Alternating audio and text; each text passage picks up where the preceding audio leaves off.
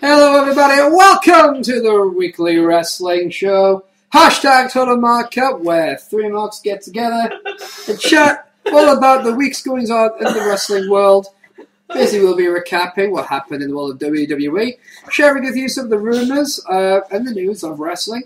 Of course, geeks, you get a match! And also we'll be answering your questions in Hashtag Fan Corner. Now, a couple of quick notes here. First of all, as you may have seen if you follow us on Twitter, Eric Von Jesby once again is not with us on the show. He is actually taking time off this week for it is his 1 year anniversary with @Cena's True Fan. So, congratulations on surviving 1 year to the couple. That means with us this week and next week as well is our mascot, Minifunk, the Low Walker 1, who will be challenging Geek King for the Hashtag Total Markup Quiz Championship next week. I got upgraded from the corner. Yes, he has a chair now.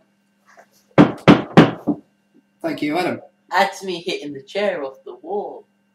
Anyhow, so, as I said, no Eric Von Jesby, but we do have a Minifunk, and of course, with me, as per usual, the man who's appeared on the most episodes of Hashtag Total Markup out of the rest of us, I think. You've only missed one episode, haven't you? Because I've missed two. Yeah, one, I think. Yeah. I missed one, but I think maybe two. Most likely to have. Well, you're definitely the current reigning and defending Hashtag Total Markup Quiz Champion, His Royal Highness, the Geek King. Yo. Sorry, my last text me literally as we start the show. I'm just saying we're recording. And of course, I am the producer, Steve Jones 313, Hashtag Boss, and thank you for tuning in. Now, let's not waste any more time, and we'll get right down into the WWE recap, because, oh boy, was this a decent episode this week. We kicked off with CM Punk and Paul Heyman kicking off the show. Who then with the urn. Geek, calm down. I know Undertaker's your boy. He threw the urn. Yes, he did throw the urn. Okay, he threw the urn better than Michael Vick throws to the Eagles. That's not a jab, that's true. I'm an Eagles fan. Well, basically what happened was, CM Punk goes down the ring, and he's throwing the urn around, catching it, not just. Type WWE there. And Punk was basically explaining how, nothing he did was to disrespect Paul Bearer, but it was to get into the mind of the Undertaker, and that Undertaker has a severe psychological disadvantage heading into WrestleMania. Punk also explained that, he's not looking to gain anything out of WrestleMania. He's not there to win anything, but Undertaker has everything to lose. Punk is there to get the streak. And he said that it means that the urn means nothing to him. And then he threw the urn away. Not long after, the lights went out. Dong. Punk immediately turned to face the ramp. Dong. Lights go back on, and Undertaker did not appear at the top of the ramp. Kick your monkey ass, Sonny Punk! He kicked your ass! He appeared in the ring, and immediately set about laying vengeance Kick your ass! upon the straight edge superstar. Straight in saving my ass! At which point CM Punk was able to get the urn closer to Paul Heyman. No. No. He had a hold of it. Uh-huh. Taker punched him so hard that it went falling out into the ring. Yeah. And then Paulie ran and scooped it up as if his name was Deshaun Jackson and it was a fumble. Yeah. Yes, I'm throwing out a lot of Eagles references. We were in Philadelphia. And he ran like fuck. And thanks to that one scene, the good thing Sun is... Eagles are bold. No, Philadelphia Eagles, the NFL team. But on the plus side, after seeing Paul Heyman run up the ramp with that, Paul Heyman now does get into the Olympics for the track team. See how fast he was fucking running up that ramp? The Undertaker's after you. Good point. All Heyman is just a god amongst men. Anyway. The Undertaker is dead. It must be the end. It must have given him superpowers. Well, I'd put it down this way, right? Yep. The second, the straight edge Savior. Yeah. The second City Saint. Uh-huh. He, quite frankly, he learned what it was like to go look into the eyes again. Mm-hmm. of the man that the devil calls Sir. But this time, he thought pissed him off. and at the same time, though, Yeah. this isn't the first time Paul Heyman's had the urn. Yeah, Dudley Boys. Yeah. Great American Bash. Yeah, where Undertaker. Let's not talk about that. Oh yeah, good point. Let's not talk about that. No. But basically, Undertaker was left fuming in the ring as CM Punk ran up the ramp after Paul Heyman, after a match of escape, held the urn, and they were trying to continue to mock the Undertaker. He held it to his head as if it was like a cold press on his skull. Yeah, which I can imagine it would need to be after the way Taker punched him. Now, I can't wait for these two lock on to WrestleMania. bear in mind, now, after all, WrestleMania season! some pictures surfaced online Well, no, not again. with Arn Anderson Yes, I've seen this. posing with the urn Yes. with glasses and fake moustache. Not Arn Anderson. Anderson The has a real moustache. And Yeah, Ern Anderson. Yeah. Of course, none of us here found that funny at all. Didn't laugh at all. No, it didn't. Didn't laugh at all. No, Damn it, on! not a titter. Damn it, Percy! Oh, yeah! No, wrong Percy. Oh. Percy Pringle. Oh, Percy Pringle. Oh, yeah! Is it not Showtime Percy Watson? Oh, yeah! That was the right time to do that. You'll learn the cues. How they do Well, the Percy teachers Jackson have and Lightning Thief? Not bad fun, actually. I know, that's what Pierce Brosnan's a centaur. I mean, not the Who's so worst. welcome? Not the best of them, but definitely not the worst. When it comes from the book, though, come on, dude. It's better than anything Dory Studios has made. I don't know. I think it's right up there with the Marine too. Yeah, I suppose. Well, How did you get from Percy Jackson and the Lightning Thief back to WWE? it's a gift. Geekdom, boys! So, yes. Up next, Chris Jericho! Jericho! Decided to basically Break the walls down. decided to ruin what would have been obviously a classic match, because making his Raw match debut was I've got to try this somewhere. Go. I call him Mr. Silly Dad. You've got to breathe the ace. Breathe the ace. What if this is just Burn down. Go. What if this is just a front and Johnny Curtis My new best impression. Yeah. What if eventually this is just a front and Johnny Curtis is going to be like, I fooled you all, Maybe- I'm still me. Maybe this time he's not. He's the one being drugged. We don't know Dirty Kurt used to like the. Maybe that female dancer is the one drugging him. That's what my theory is. Maybe she's... And then it's like Big Zeke and Brian Kendrick. Yeah. And Maybe... but then it'll turn out that all along Fandango was seeking psychological treatment from Dr. Shelby. Yes! We just gave you a killer story, And Dr. Andrew. Shelby was the one who made Giordano Steele turn from an animal to a putz. Oh yes, I'll take it right to the fucking 80s. With Captain Lou Albano and Vince McMahon on Tuesday Night Titans. Bring that show back. And then it'll also turn out that Dr. Shelby was the man responsible for Luke Gallows' treatment when he was Festus. Yes, and therefore now Doc can go and drink and have fun because he's no longer part of the straight society with Serena. Yeah. Let's just see, remember the bald head of Serena, all three of them. Shall I take a picture of Serena? Don't! How did you find that? I'm good.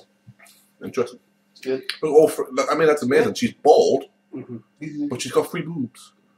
I mean, got 3 boobs. But look, 1 boob, 2 boobs. Her head isn't a boob. It's an extra boob. It would be a stibbly boob. Sorry. Steven, the way you say that word is just the most glorious sound in the world. Boob. Do you ever say it again? Boob. Oh, Steven. Anyway, Fandango. Back to the graphic. There we go, total markout graphic. Available on cups, by the way, in our old store. And you can Shirts. buy on the other side. And shirts. Is it time for this already? Okay. No, stop! Stop! So that's the end of it. But anyway, Fandango. Was better have a So match. you're getting into it, aren't you? No. You're liking it. No, I can tell. No, because Yeah, the people fans complain. don't go away when they see him. Because the people complain on Twitter that I don't pronounce it properly. I do. Yes, I know you do. You pronounce it So properly. he's the one that complained. I'd rather just. Damn it! I'd rather Nothing's sacred anymore. Anonymous is not sacred anymore. It's nothing sacred anymore. It's forever just another word. Mayon! Hang on. Be after! Did you think I was thinking about Meatloaf in a sexual manner and only Mae Young could save me on this occasion? No, Mayon just breaks with concentration on anything. It does, actually. But you could have also used something that was nice and maybe go, ooh. And then Okay, I'll try next time. next to it, well, if there is Okay. It's very rare that I break into a Caitlin. Meatloaf impression. But, yes, Caitlin is beautiful, but I'm in the middle of a rant now. I can't think of sexy time when I'm in the middle of a rant. He said sexy time. It's like choke a bitch and nigga please.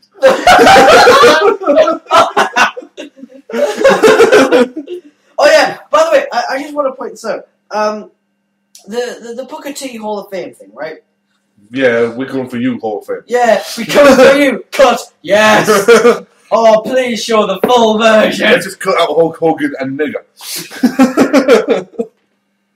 Makes sense in the history of America. So, And yes. then goes on in the national market. so What was anyway, that about sexy time? We got caught on Booker T. You did what with Booker T? I got caught on Did Charmel know? Anyway. Goldust did. anyway, Fred Astaire came out for his fucking match. Don't And then insult Chris Fred Astaire Jericho. like that. Fandango was not dancing in the rain. He was just dancing. Who's the better dancer, Astaire Fandango or didn't just Dances with dance in the the rain. Jericho? Anyway, but Chris Jericho took offence to the Mr. gimmick Dancing with the song, Stars. ran down to the ring, and immediately set about with deadly vengeance upon the dancing dweeb. Fandango. I guess you could say, Stephen, it was the Dance Macabre. No, you couldn't. We just did. And it was a joke. I made a funny. Find it. But Adam, how's it a dance macabre though? Because the Dance Macabre was a dance about bringing the dead back to life and causing death within itself, and he was dancing. No one was trying to kill anyone though. And he's a I dancer. think Jericho was trying to kill Fandango. You said it was a deadly vengeance. You have to really try and say that name properly fast, don't you? Fandango. It does sound like you're trying to speak Indian. Fandango. By that I mean native. Oh, Oh, Fandango, oi, Fandango. I don't know why my... At this point, there's no point us making apologies of the show. what do you mean? No, he means Tito Santana. Arriba! Stop that. I might as well have just at the beginning of the show saying no apologies given, no regrets had. Yeah, pretty much. That'll be the house of Total Market. House of Total Market. How smart. No fucks given, no regrets had. Anyway, where were we? We're just 2 full seats and 1 empty one. Yeah, which Buddy Funk tries to occupy every now and then. We'll have him just crouched underneath it. That's a new graphic in the making. It's 5 seats! just Let's took a war between him and Jizz. 3 directors' chairs, like from the back, where you can see us 2 sitting in our director's chair, and then the Disney one's empty. You just see Mini Funk putting a Mini Funk's label over it. Caught looking back. I'll get like in that. contact with Vince Cannon. I like that. But yes, Cannonball! but Fandango made his escape. Fandango. Fandango, yeah. Anyway, You have to breathe the air. no, I have to breathe the air. I'll just say his fucking name. Maybe he's just not fit. Maybe it's just like he doesn't get all the way through his sentence, and by the time he's finished going, hey, he's trying to say, Maybe. Anyway, I fucking hate Jen. Fandango. I like Johnny Curtis. There'll be people out there who are going, what's Johnny Curtis got to do with Fandango? I don't know. You know, there will be Right now, people- Jizz, he's having a heart attack. Yeah. You mentioned the previous gimmick! I mention previous gimmicks all the time. Hip hop hippo. Sweet tea. Yeah, we just don't go and call them to their faces. Right now, you're listening to Brodus Clay, Naomi and Cameron, and Sweet Tea. Thank you for getting that. That'll trend now in our little community. Can I be the miniest funk and be Hornswoggle? Oh, you mean Brodus' brother from another mother? Uh-huh. Okay. That actually makes a lot of odd sense. He did it in a, Yeah, I know. I saw. I was I'm saying that makes a lot of. yeah. So anyway, The big fan, the miniest fan, the problem Sweet is Steve. you can't have Hashtag Sweet Steve, people. Make it trend. and you can also have Dan Dudley, Steve Vaughn, and Spike. Pardon? What? Pardon? Dan Dudley. who's down. Sorry. You need to learn your fucking place. He's the lost Dudley. The Lost Dudley. Geek Dudley. Geek Dudley. Well, screw you. No, Touche. but you can't have Chris Jericho in the ring with his wrestling attire and pissed off without giving him a match. So send out Dolph Ziggler Yes! with Big E Langston, the funniest Hello. man on I'm Twitter, Big E Langston. and Morning live from the Royal ladies Rumble. and gentlemen, AJ Lee. Oh. And I'd just like to throw up this foursome, which is my favourite moments on Raw. Ding! I think I've just come. Thank God you wear pants on the show. I'm glad, Oh, I'm just clean yourself up. I'm glad I put that in the contract. Anyway, back to the total market graphic. No, those are boobs! Total market graphic. Boobs! There you go, total market graphic. Total market graphic. Total. It's the AJ. Wait a minute, that was Caitlyn. Yes. You only got one thing on your mind. No, two things. Give me some. 4 things, actually.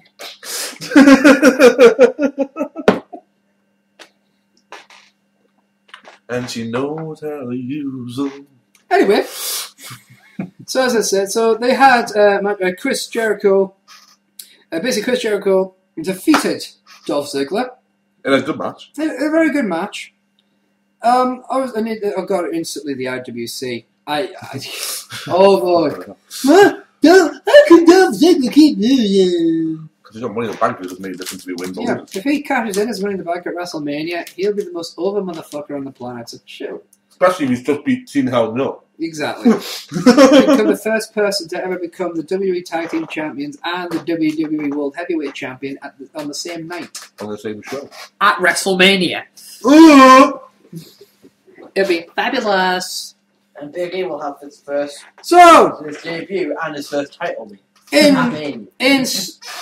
in plot device number... And just before even we get any further on that card, Jisby's dead.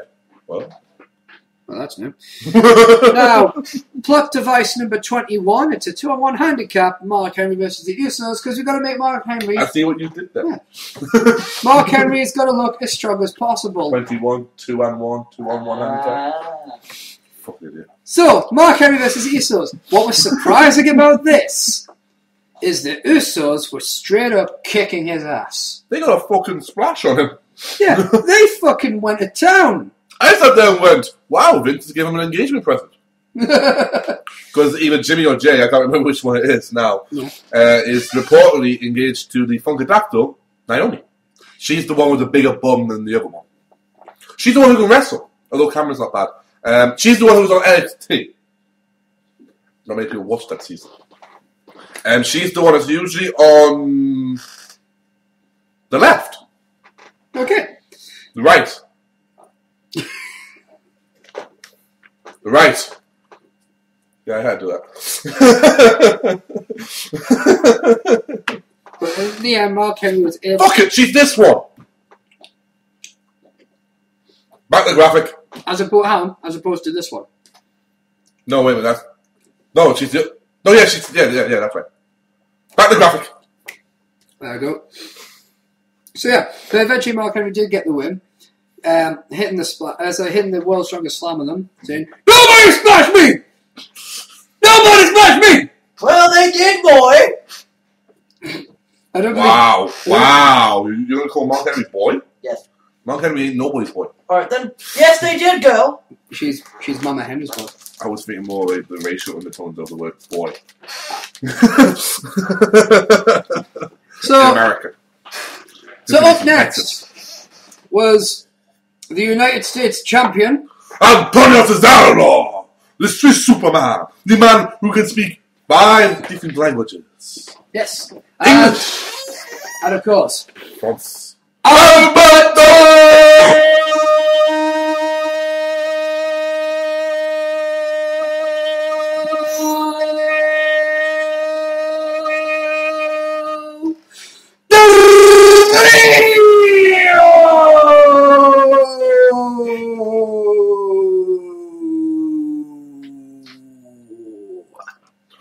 Okay, first things first. I love that guy. I'm gonna be one of them. Secondly, what the fuck, dude? I do this season. I felt like getting my own back on you, sir. That's not cool. That's good. What the fuck? That's my gimmick. So as by the fact he was accompanied by Ricardo Rodriguez. No. Gimmick infringement. Which he stole from me originally. No. Yes. No. Yes. No. Yes. No. Yes. Guys. No. Come. No. Yes. I made up the Ricardo Rodriguez in Liverpool. Yeah, then you brought it on the show. Yes, so I brought it first. Yeah, but you still stole the Alberto Del Rio gimmick on the show from me. No, I just took over because you couldn't do it. For like 2 episodes. 3. No, I could still do it the third one. You just did it anyway. You didn't want to do it. No, I did want to do it. I just You let me do it. no, you did it. I don't believe that. Alberto! I'll hit you. Because during this match, Ricardo Rodriguez was on crutches. Swiss Swagger. And he was at the commentary table when Jack Swagger decides to come down and cause damage to the other ankle. Yeah. Because he's such a nice person. Yeah. He believes in equality. Jack Swagger's America. Sorry. That Swagger's America.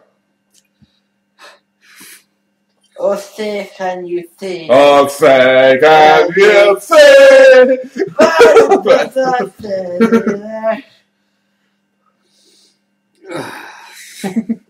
Anyway, so Alberto... We're the people. Can you imagine his list when he's high as well? We're the people, man. Everybody's height doesn't have one. Yeah, so that's why he's high. So he can go to his ex-glamour model porn star wife and turn around and go, yo, you're looking fine.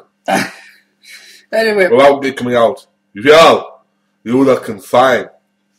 So anyway, Jack Swagger ends up getting his ass handed to him by Alberto Del Rio, who basically beats the man shit out of him without fucking reservation. And, but of course, it costs him the victory via count. Therefore, Antonio Cesaro, the United States champion, walks away with a victory over the world heavyweight champion. Cost me fucking points. I was happy. Yeah, no, fucking Jizzy was happy. And I've skipped that. Well, Alberto, here's the thing as well, though, Alberto then beat the fuck out of Antonio afterwards. Well, yeah, of course. And also, is it just me? Did anyone else, well, you won't funk, you're really young. Yeah. But you remember when a champion versus champion match was a big deal? Yeah. Not just something that happened on a Raw every couple of weeks? Yeah. Or a SmackDown every other week? Yeah.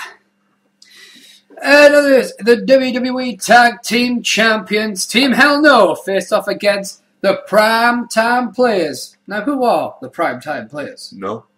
Alright, is it because Yeah, I shut stole up. your gimmick, Mhm. as you claim? Funk, you can do it. You gotta step up to the plate at some Little point. me? What are you? Okay. See how he does this. Okay. This is kind of like an introduction, an initiation sort of thing. Induction. Yes. May I please, Introduction to it. have the starting line? It's, Hashtag. Alright. Hashtag is us! Hashtag the money making scholars, the balls who bring the doors to the player. Titus O'Neil and Darren Young, the prime time players! millions of dollars, millions of dollars, millions of dollars, millions of millions of dollars! I love them guys. How did I do? Alright, you fucked up on one line, like, I did. it's the ones that bring the noise that was slay you. Do you want to clear your throat? No. Okay. He deals with his men like a man! Something chocolate, that's what it is. Alright, which one's yours, Dick? Well, that's yours there, and that's... Because you put your glass down.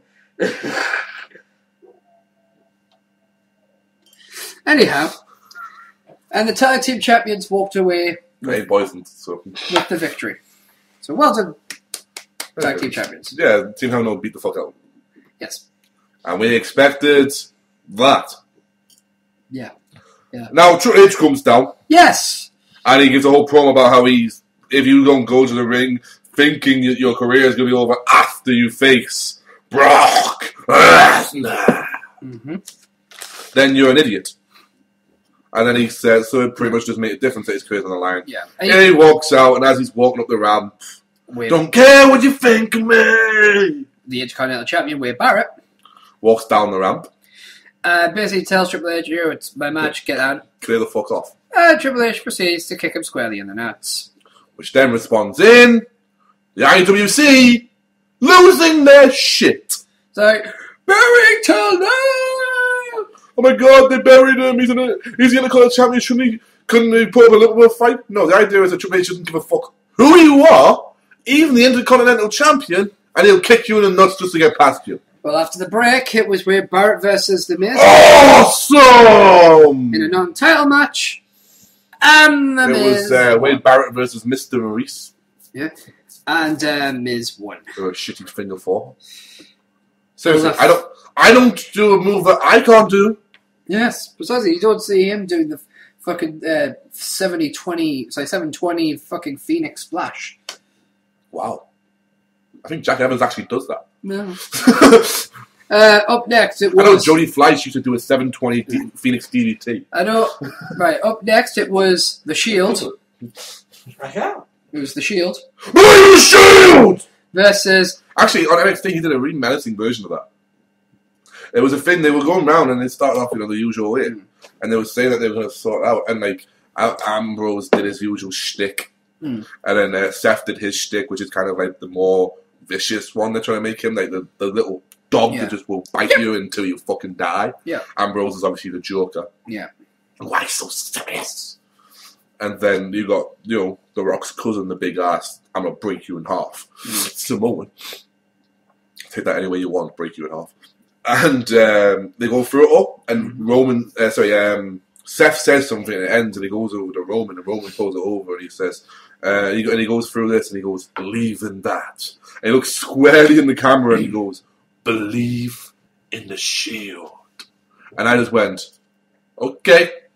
I do anyway, but okay. And then as they put on the camera now, Ambrose goes, bye. He's like, bye. And he giggles as he's putting it down, like, that's why you're the fucking off the kilter one. But The Shield versus the electric, powerful, dominating team of The Great Khali. Oh! Justin Gabriel. You know this one? You know this one time in South Africa. And Zack Ryder. Whoa, whoa, whoa! You know it! This team is feared. Jobbers Inc! Is fearedest team throughout the land. Do you know what I called them? What? Drop Squad 2013. I called them dead. Khali was the only one I thought maybe put a challenge, and then he got powerbombed. Yeah, he did. And that was impressive. Up next was... Also, for those who have the Shield members in their team, only one of them is available, Seth Rollins, before WrestleMania, if anyone wants to pick him up. We'll send an official Whoa, hang on. Seth Rollins is on a reserve list for someone. Nope. I'll take him. He got traded. Nope, I'll take him. I announced it on the show. Well, you've got to send something in so we can see it. And you have to choose who you're going to substitute him for. But anyway, it was the Funkasaurus plus, was it Sweet Tea, baby! versus Team Road Scholars, accompanied by the Bella Twins. Or as I like to call them, that ass, them titties. Did you not see them this week? Yeah, everyone saw them. You could have missed them. It wasn't hard to tell which one was Nikki. And also, by the way, Brian, you owe an explanation for why you want to kick in Cody's teeth when he's with Cena's girl. I think they keep swapping. It was the first one they did, but now Brian keeps tweeting it. I mean, maybe just like patches. Have you chose who you would get rid of? Santino. Efediso. That's last year's, dude. Oh, then where's the new one? Can we not do this on the show, please? Yeah, we'll do it afterwards. No one else is going to hear it. Fair enough. But there was one time where both were clambering all over Cody, though. Because you remember when the first season, they were both stroking him and all. Yeah. Maybe that's it. But Team Road Skulls picked up the win, as one would expect. Pretty much, yeah. Up next, obviously, now Vicky Guerrero was managing the show from her office, so she didn't feel the need to be on camera. Fair enough. But Ryback, WWE exclusive, went begging for a match against 3 people in order to outdo Mark Henry, because Mark Henry had a 2-on-1 match. So Ryback wanted a 3-man handicap match. So you need 3 Anything men. you can do, I can do better. I can do anything Better than you. No, you can't. Yes, I can. No, you can't. Feed me. Whoa! This isn't rock! This isn't rock at all! Feed me more. But you need 3 men to job to 1 guy. Call in the 3MB. I kind of hoped it was going to be like a different 3, like, but No. Yeah. I don't know. No. But then It's like the opposite of damn, isn't it? yeah. But then we go backstage Yes, we go back where to Brian and Kane are arguing about AJ distracting them, and then we hear a voice from the corner. Oh my God! Shut up! wasn't quite like that. Pretty much. Not that fucking deep, was it? Well, no. And then also we look over and we see the beautiful, the sensual, the sexy, the bodacious, the gorgeous, the sensual. Percy Watson? Caitlin. Sorry. Divas champion Caitlin. Yeah. And she said it's obvious that, you know, AJ still touches a nerve. And then she goes on and, yes, I thought that was funny as well. Because Kane kind of looked and went, really? Going to use that word?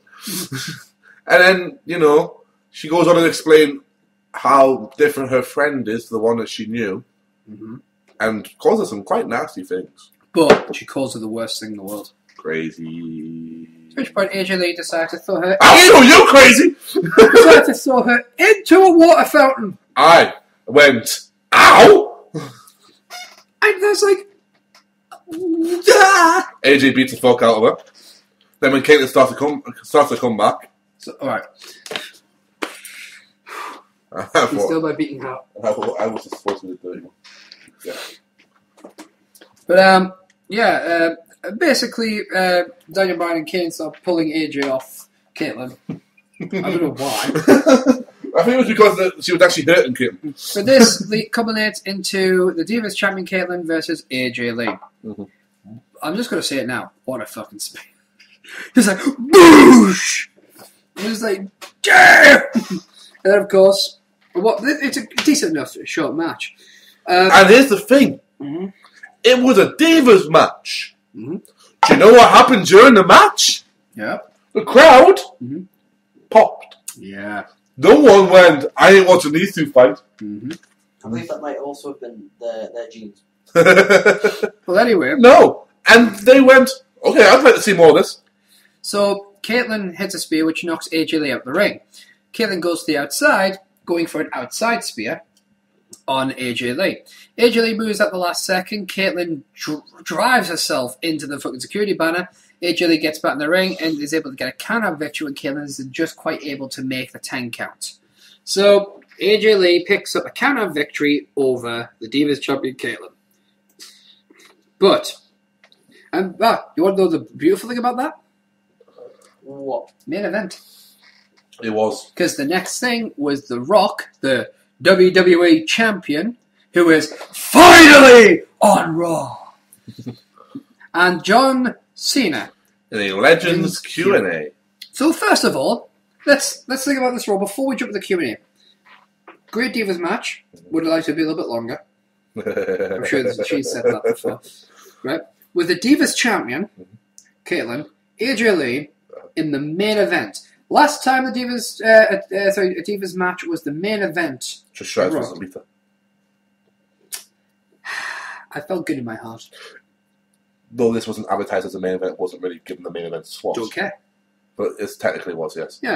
But up next, WWE Champion The Rock and John Cena presented Legends Q&A. The idea was there would be 4 legends, not including 4 Hall of Famers. 4 Hall of Famers, not including John the King Lawler in that 4 count. It was MC in it. Yeah, I'm seeing it. Yeah. Ha! Wiki puppies. And basically, he was. Why is your Jerry King Lawler fucking Mickey Mouse? Because he always says puppies in a very Mickey Mouse way. Mickey Mouse could be a better commentator anyway. He's like, oh my god, this is vintage Undertaker. Oh my god, Cole, will you just shut the fuck up?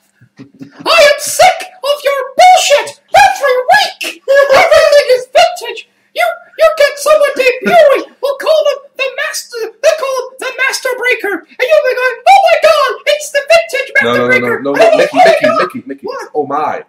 Oh my! Oh yeah, you do it, don't you? Oh my! Shut up! It's like you're trying to be JR and Paul Bear at the same time. Get the fuck out of here! Donald Duck would be a better commentator than you. Exactly. Now we'll go backstage interviewing with Goofy. Oh shit! I can't say shit. Oh, Mickey Mouse! You can't tell me what to say, Mr. Fred. Shut up! You kind of went slightly like fucking the Gingy from Shrek there. Towards the end. Towards it, yeah. I'm not used to the Mickey Mouse pissed off. That's Not a gun drop buttons! That was more like Doug Walker's Mickey Mouse, I suppose, near the end. But yes, so the 4 Hall of Famers was... Bow! They started with Mick Foley. Bye! Have a nice day. Which immediately I was like, oh! Then they had Booker T. Can you dig it, sucker?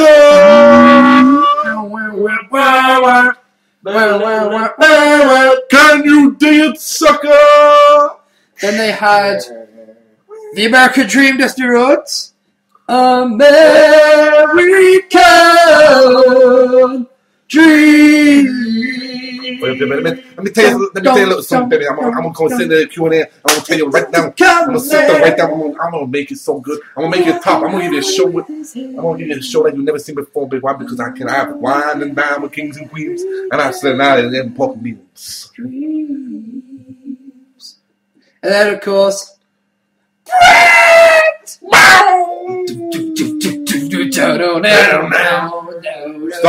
Stop.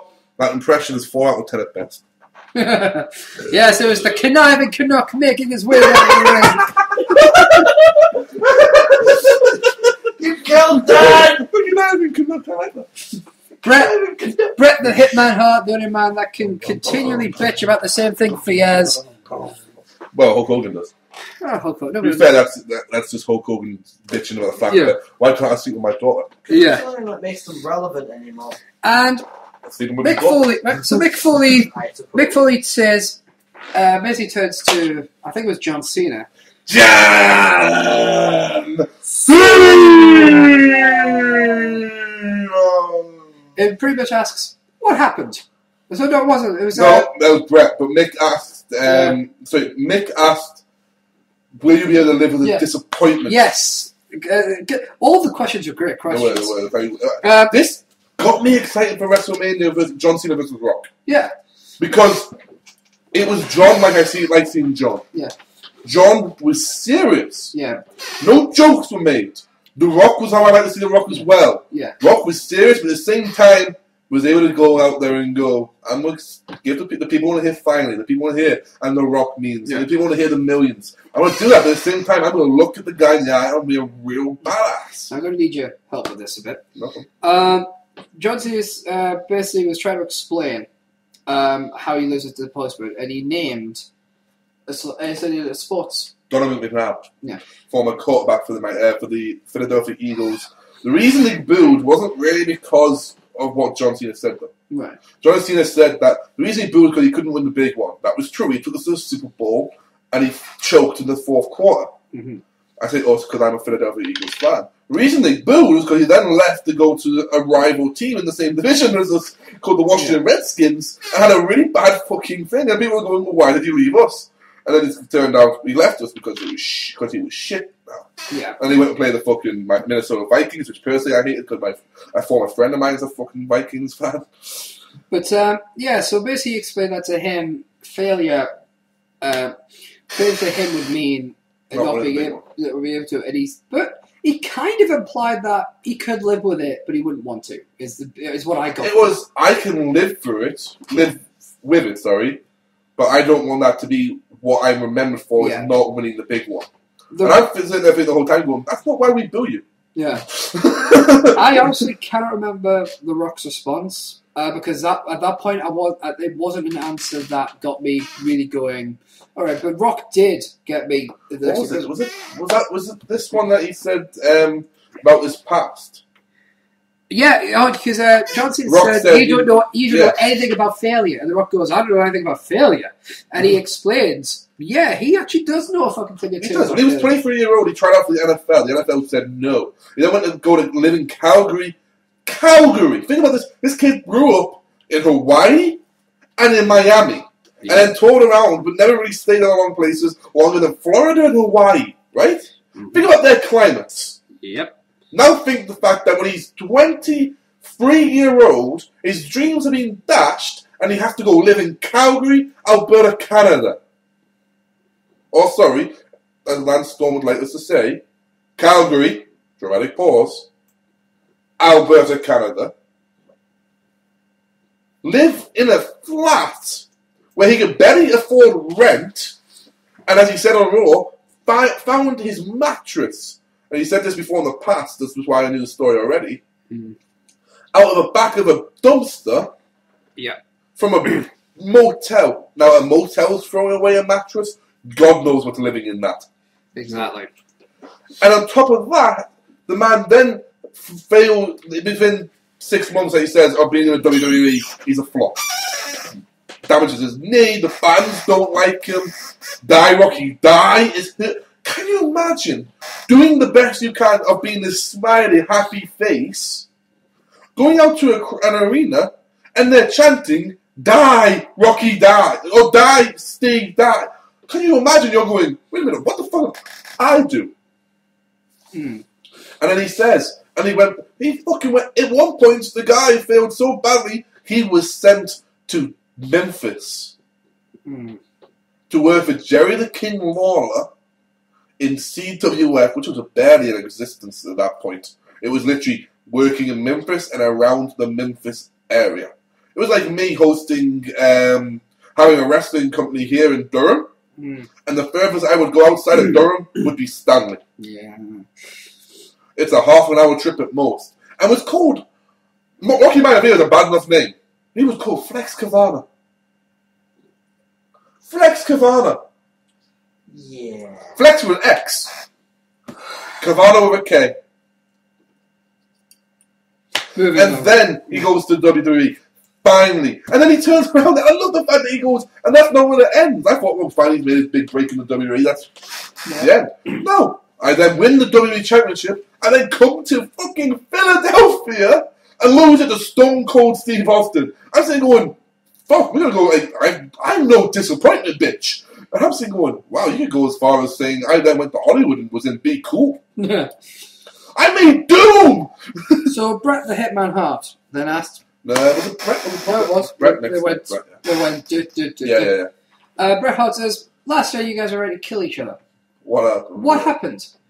The Rock said, John Cena lost. Took it like a man. And he took it like a man. He didn't bitch, he didn't moan, didn't complain, he took them out. And John Cena pretty much went, The Rock... Thank you for that. Yeah, The Rock said, this all started in an interview when I called him out, when he said he loved the business, and I said, why don't you prove it? He came back and he proved it by hosting WrestleMania, but then he came back afterwards, And faced me. faced me for the WWE. I said he was going to be WWE champion, faced me the championship, and became champion as you see him now. He is definitely in love with the business, that's what changed. So then Booker T goes, well, I've got a different perspective, as I'm the only guy that's faced both of you. Which I liked. Even though he was wrong. No, he has fought both of them. No, he said he's the only one on the panel that's fought both of them. Oh yeah, Mick fought Cena in a WWE Championship match. Backlash. No, Night of Champions, sorry. Champions, yeah. Which Booker T was a part of. Yeah, because it was former champions, right? Yeah. You have to be a former champion to be a part of it. Yeah, so that was nice of you, Booker. But at this point... I think you mean a long feud, rather than just the one match. I get what you're saying, but at the same point, Booker had a feud with both of them the size of a big chunk of his history would be remembered in that. You know, Mick has a huge feud with The Rock, and then the one match with Cena. So, But I say he was wrong. yeah, it's an issue with his wording. I would we call that out too. But Booker T basically, I think was it Booker T's question? I can't remember Booker T's Because I know Dusty Rhodes was. Dusty wants to fire them up. Yeah. Booker T's question was Booker T's question the one about how are you gonna beat them? So What do you think is different this year to Cena? Oh yeah. What's different this year? And that's when Cena turned. Yeah, in the eyes of the people, that's when he turned heel.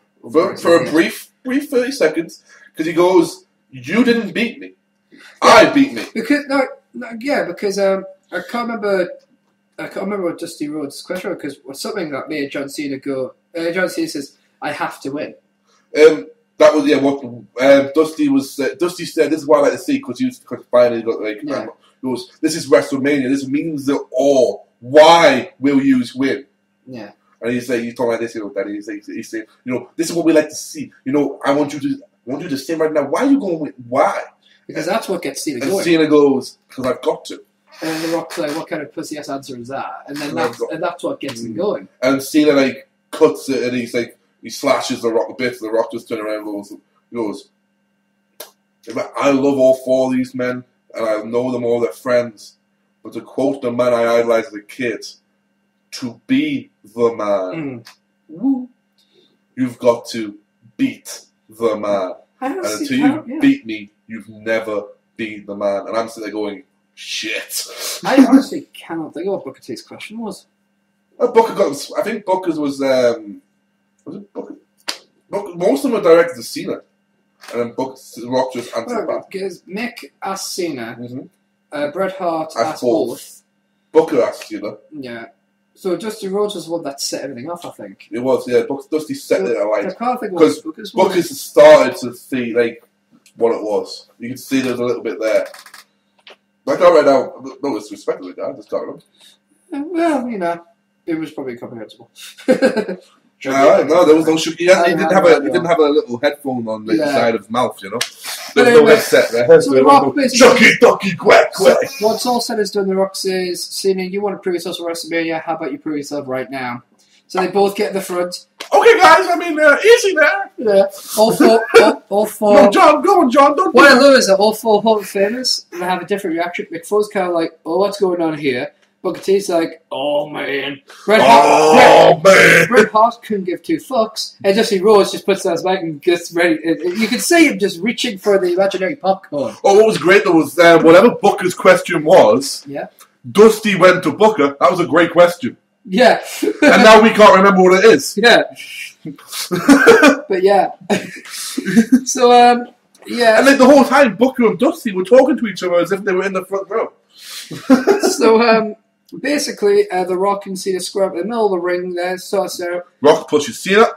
Cena pushes Rock. Rock pushes him back. Teacher comes round. That's not how we play. Cena picks him up for the AA. Rock counters. Rock bottom! Rock bottom! Rock bottom! And I'm sitting there for the first time since The Rock returned this time going, yeah, bitch! That's how you do this! I marked out because The Rock hit a rock bottom, and I haven't done that since The Rock hit Cena with it last year. And it's really fun playing out. The Rock makes the best faces when doing a rock bottom. He does. He does scream as if he's in the fucking Scorpion. I honestly felt like he was going, this is Sparta! This is Samoa. Well, maybe he's sitting there just getting ready for Hercules. Did you say, this is Samoa? Yep. You do realise that The Rock will be leaving against him. He's got to go through. Got to go shoot Hercules. Hercules. Not quite. I can't help it. Mr. Satan. Where he plays. No, that you're thinking of Hercule. I'm Hercule. Also known as Mr. Satan. Where he plays Hercules. Hercules. I can't help it. It's like Pavlov reaction to me. Who put the gladiator? Hercules. Now I've just got to finish the song. But that was the WWE recap. So something happened on SmackDown, something happened on NXT, something happened on Superstar, something happened on Slam, something happened on Main Event, and Cena won. Yeah. But he didn't. So good Raw, basically. This got me hyped up. This really did get me hyped up. Now, keeping with WWE, I'm not hyped for a lot of fucking WrestleMania matches. This WrestleMania is going to feature, I think, as you mentioned, the most number of new debuts. 10 debuts as it is. So, because we've got a lot of matches that are confirmed. Going through the matches that are confirmed, all jazz and potential matches. Potential is an extra 14 debuts in ring. Yeah. Obviously, the big one I think people are going to be noticing is Biggie Langston. Fandango. Uh-huh. Sorry, Fandango. This is, I think, the one that's going to confuse internet wrestling fans, because it's not only is a part-timer taking spot at WrestleMania, but a new gimmick, I suppose, is putting it, getting a WrestleMania match without having a match yet. Yeah. And there are people who are like, and this is what confused me, in the same breath that people are going, finally they put a talent in all jazz, right, for Biggie Langston. Yeah. Because there are a lot of people who like Biggie Langston because they think it's funny. He's fucking great. They then go, oh, but Fandango. I mean, he hasn't even had a match yet. It's like, well, actually, both have. Biggie has been on NXT and Fandango's been on NXT. But you got to remember, Fandango was also Johnny Curtis. Yeah, people forget that Fandango was on NXT as Johnny Curtis, but actually Fandango has never wrestled. Yeah. He's wrestled on house shows. Yeah, so it's like, you got to decide what you want. Big E NBC. has wrestled on NXT, but it's not made it up to WWE. Yeah, NXT champion. Current. Yeah, so... Unless that changes next week. Yeah. But the way they went on fucking this week, no NXT superstar apart from Ricardo Rodriguez in a mask as El Loco would actually be on there. Brodus is a fucking close one, and so is Damien, but it doesn't count! Doesn't count! Kill him. And AJ. Oh, that's next week. We face each other next week. For the Divas Championship. Welcome back. And Undertaker could retire. Ah! I'll kill you! I'll kill you! I'll kill you! I'll kill you! Go on. China's no longer WWE. You're back. Okay. Get off me. He was doing what he had to do. Other people, Antonio Cesaro. Potential. Did he ever was he runabout here last year? He wasn't here. He debuted after SummerSlam time. He was on the US Championship. So who else? The Shield. The Shield, believe in the Shield. Well, Dean Ambrose has never had a wrestling match outside of the Shield, according to WWE. He's a part of NXT, right? Yeah. I've never seen him on NXT. I'd seen Roman, and I'd seen Seth. Seth was a champion when he debuted. Yeah. But, trying to think of anybody else. Brodus. That was his first WrestleMania in-ring match. Funkadactyls. The Funkadactyls. So I think of who else. The Damien will be having his first WrestleMania match this year. Ryback, definitely, yes. Will be having his first WrestleMania match. Potential other ones were AJ and Caitlyn. Yes. In-ring WrestleMania matches. They're thinking either a singles match or adding them both to the tag team match to be winner takes all. I prefer to see a singles match, if I'm honest. Sin Cara. Oh, sorry, as we do on this show. Sin Cara! And he's a botch. Look, he dropped his fucking mask. Sin Cara. I'm still going to write that song now. But yeah, Sin Cara and Antonio. There's a lot. I'm actually liking this. There are so many fucking matches on this card. I'm loving it. Yeah, I mean, if you just bear with us for a moment. We're gonna. No. I need this page. No. I need this page.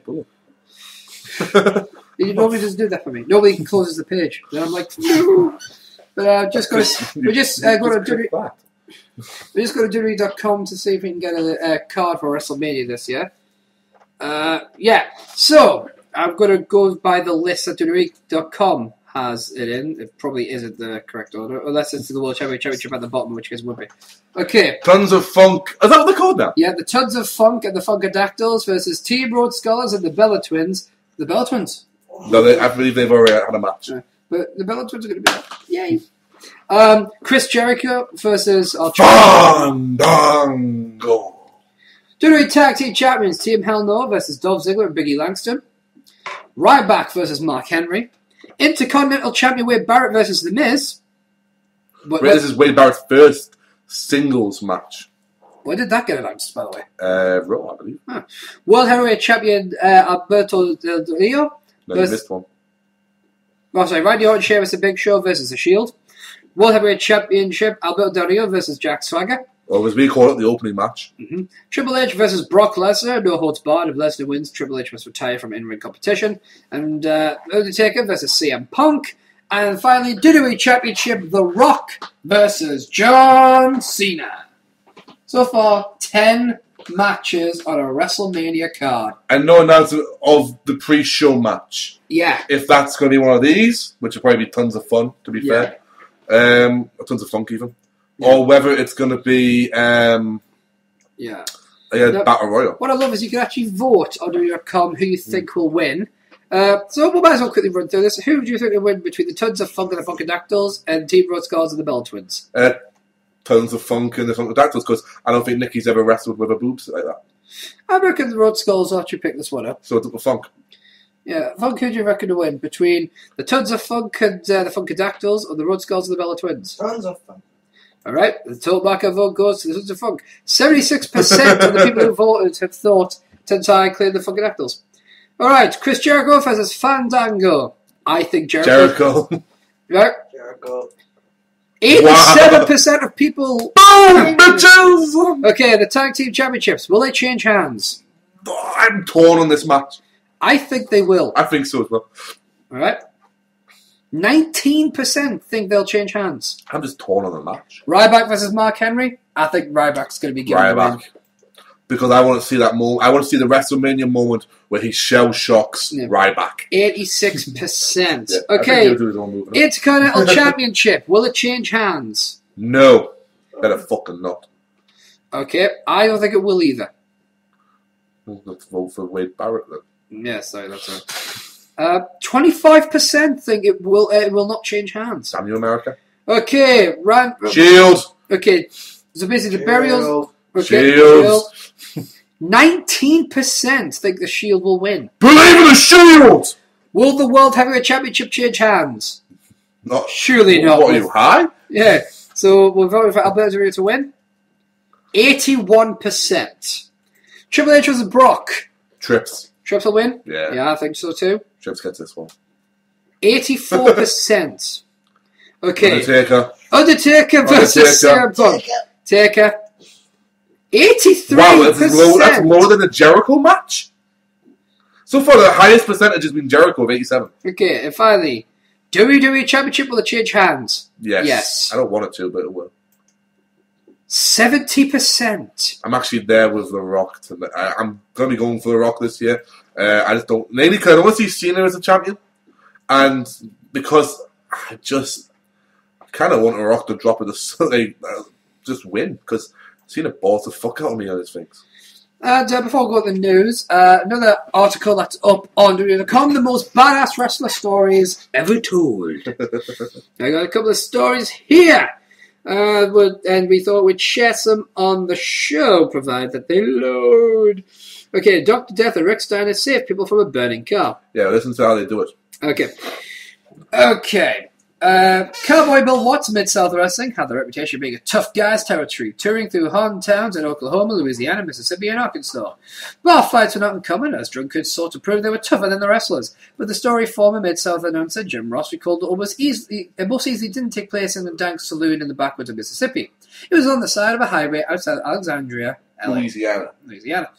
Dr. Death, Steve Williams, and Rick Steiner were riding together. Ross began, "No, I will not do an impression," and they came upon a serious car wreck. The vehicle caught fire, and the driver and the passengers were still inside. A crowd of people were struggling to get them out before the car exploded, but were unable to get the door open. The people signaling that they were going to burn alive, Ross recalled.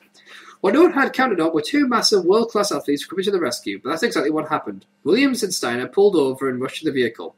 What happened next was a feat of strength so unbelievable people still talk about today.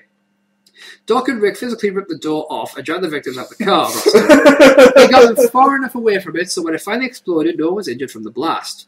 They What? physically ripped the door off a car. While this tale is quite different from the ones of wrestling's Clear That Bars, Ross' reference made it clear that it deserved recognition. To put your own life on the line to show extraordinary courage and strength to save lives is a sign of the ultimate tough guy. Next They story! ripped the door off a car. That was on fire. Yep. Haku takes a bite out of crime. Haku has a reputation of being perhaps the toughest man to step in the ring. Yep. Oh, apart from Howard Finkel. Just the mention of his name would send a chill up the spine of his foes, as of his friends too, like Howard Finkel. Stories have been told about the poor saps who dared to cross the dangerous Tongan. Some seem too barbaric. Tongan. Some people seem... Some seem too barbaric to be true. But a tale told to WWEClassics.com by Calvin Sullivan, who travelled with Meng during their WCW days, made us think twice about questioning anything we've heard. It all started out innocently, with Sullivan and Haku searching for a place to grab a six-pack to take back to their hotel. With all the area liquor stores closed, they headed to the nearest tavern to buy some brewskis. There was a guy in there that was playing pool, Sullivan said. We weren't local, so he saw us and called Meng a real derogatory word that you shouldn't use. That's when things took a turn for the unbelievable. The next thing I know is that Meng guzzles the guy like Mr. Spock. Goozle, sorry. It was fast and furious. He then grabbed another guy who tried to get involved and knocked him unconscious. Sullivan still can't believe what he saw next. Meng bit through the guy's shirt like a wolf, bit a chunk out of the guy's back, then spit it on the floor. I said, it's time to go. Sullivan, It was time to go before he had some pub grub, right? Sullivan and Meng raced out the bar. As they drove away, they could see the flashing lights of cop cars pulling into the tavern in the rearview mirror. Sullivan had an idea of what the officers might be thinking when they surveyed the scene. I'm sure that when they saw what happened, they thought, well, we could go and chase what's in the car, he said, or maybe we don't want to catch what's in the car. No, you don't. Haku just sits there and goes, oh, you're going to call people names, do you? I'm going to bite you. Get this monkey off my back. Oh, come on. It had to be said. It's a joke. It's a joke. Yeah, he'll eat you. Literally. Haku's still one of the scariest If I guys. commit suicide first? Fine. You just... Everyone knows I'm joking. I don't mean this shit. I'll bleep it anyway. Danny Hodge. Right. Danny Hodge walks away from a car wreck. Fans of wrestling history will have probably heard all the stories about wrestling legend Danny Hodge. Yep. He went undefeated as a college wrestler, winning 46 matches, 36 by pinfall, and losing none, not even giving up a takedown to his foes. Before going pro in wrestling, he went into amateur boxing with no experience in the sweet science and won the National Golden Gloves competition. Clearly, Hodge could have chosen any sport and excelled at it no matter what. He was a freak of nature, Jim Ross said, of his fellow Oklahoman. Doing nothing. But Hodge's toughness and determination wasn't just limited to athletics. He stared death in the face and lived to tell the tale. Hodge fell asleep at the wheel in early 1976 and drove his car off a bridge and into a lake. The crash broke the Oklahoman's neck and shattered his teeth, but he still managed to punch his way through a window and swim to shore. Unbelievably, he made it to the side of the road, holding his neck in place with his bare hands, and flagged down help. It probably helped that Hodge was born with double tendons, possessing unbelievable strength in his hands and forearms. Even today, at 80 years old, Hodge could crush an apple with his bare hands. Just fuck your brace. I got hands. It's like, yeah, fuck you. Vader. Oh no. You weren't expecting that, were you? Vader wrestles with his eye popped out of his head. Oh god. I'm not going to like this one. Nope. Vader certainly earned his reputation as one of the most intimidating men ever to step into a wrestling ring. Standing 6'5" and weighing 450 pounds made that fairly easy. But Vader made sure everyone in the locker room knew they were in for the fight of their life against them. Unfortunately for him, on one occasion, that led to one of the most gruesome injuries in wrestling history. During his time in Japan, Vader found himself facing Stan the Lariat Handsome at the Tokyo Dome in front of 70,000 fans, excited to see two bruises slug it out. Yep. Before the bout, Vader was going through his usual pre-match theatrics, letting his massive helmet shoot out smoke, popping up to the little fear and Handsome. The Lariat, however, wasn't having any of it. He came over the top rope with that bell, Vader said, recalling the foreign object at the end of the Hanson's bull rope coming at his end. It's similar to what Dusty had. Yeah, it literally knocked me out cold. Gushing from his mouth and nose, Vader knew he was in for the kind of fight he liked. He rushed Hanson, slapping the former AWA World Champion in the ear several times. Hanson, notorious for his poor eyesight, did what he could to hold back Vader off. I was kind of manhandling him in the corner, Vader explained. I think out of desperation he thumbed me in the eye. Then he did it again, and he popped it out. What happened next shot the fan attended anyone with the stomach to watch the videotape. Vader removed his back, showed that his right hand was protruding from his skull. Unwilling to stop the match, the 450-pounder did the unthinkable, pushing the eye back in and continuing with the fight. I am haunting my own eyes. It was just instinct, he said. I popped it back in. Yeah, just like, I've dropped a couple of pills, pop it back in the container. That's what popping it back in is. You don't just pop an eye back in. Well, he did. Shut up! Back in, then nature took over and it swelled up real quick and held it in. Although the battle would end in a draw, Vader felt the effects for a long time. That cost me about 30% of my vision, depth perception, broke all the bones of my orbital, every bone in my nose. I had to have reconstructive surgery. Most men would take it easy after a gruesome injury, not Vader though. The Mastodon, oh my god. That's what he used to call himself. Made his way back to America and terrorized WWE, striking fear to the hearts of another continent of competitors. Oh, by the way, anyone who's interested, that match is available on YouTube. Okay, Andre So the you can see Giant. the eye pop up.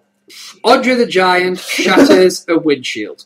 Yeah. There's plenty of over-the-top stories I've been told about Andre the Giant. Plenty of his friends have said he could down 100 beers in a single sitting, while some swear he flipped over a car full of guys who tried to fight him. I remember that though. Many of those tales are impossible to confirm, but there's one we could verify. JBL, the close friend of Andre's longtime driver, and WWE official Tim White, shared one story to the former Rev loved to tell. Andre had a few beers one night, and Tim was driving, JBL explained. A lady cop stopped them. Andre had a few beers on one night, and Tim... Oh, sorry, I read the same line. In the middle of a good night out, the eighth wonder of the world did take too kindly to the officer's interruption. He told the cop where she needed to go, JBL said with a chuckle. Then he got mad and hit the windshield. Once Andre's massive fist connected with the glass, it shouldn't have been a surprise what happened next, but anyone who was a witness to the Giant's unparalleled strength was continually amazed. The entire thing exploded. You can imagine that. Compound! These are awesome stories. But you can imagine that. A giant comes and just goes, fuck your windshield. Right. Incidentally, Haku is a god. Bill Watts gives a guy an eyeful. Oh, yeah. Before he took over the the operation of the Mid-South Territory, WWE Hall of Famer Cowboy Bill Watts was a devious wrestler, feared from coast to coast. He had a real nasty attitude, Jim Ross said of his mentor and friend. According to JR, Watts was involved in a lot of street fights from his high school days through his time as wrestling champion. Anyone who dared to brawl with Watts often left with a reminder of their poor decision-making. Good old JR remembered one particular instance where that reminder was quite permanent. Watts was in a bar in San Diego, Ross explained, a Marine, and some of his buddies recognized him for the local wrestling program, which is based out of Los Angeles. Already, Triple is brewing ice since. The leatherneck thought you could take Watts, a scene Ross had seen play out many, many times. The typical conversation ensued, alcohol was a factor, and he incited a fight with Watts, JR said. That was a mistake, not knowing he was an amateur wrestler and played football, not to mention his reputation as someone who enjoyed these types of confrontations. The WWE Hall of Famer knew what he had to act to end the scrap quickly, so he used his powers to advantage early on. Bill reached up and pulled the guy's eyeball out. Right out of his head. And he put it in a cocktail glass on the table so everyone could see it.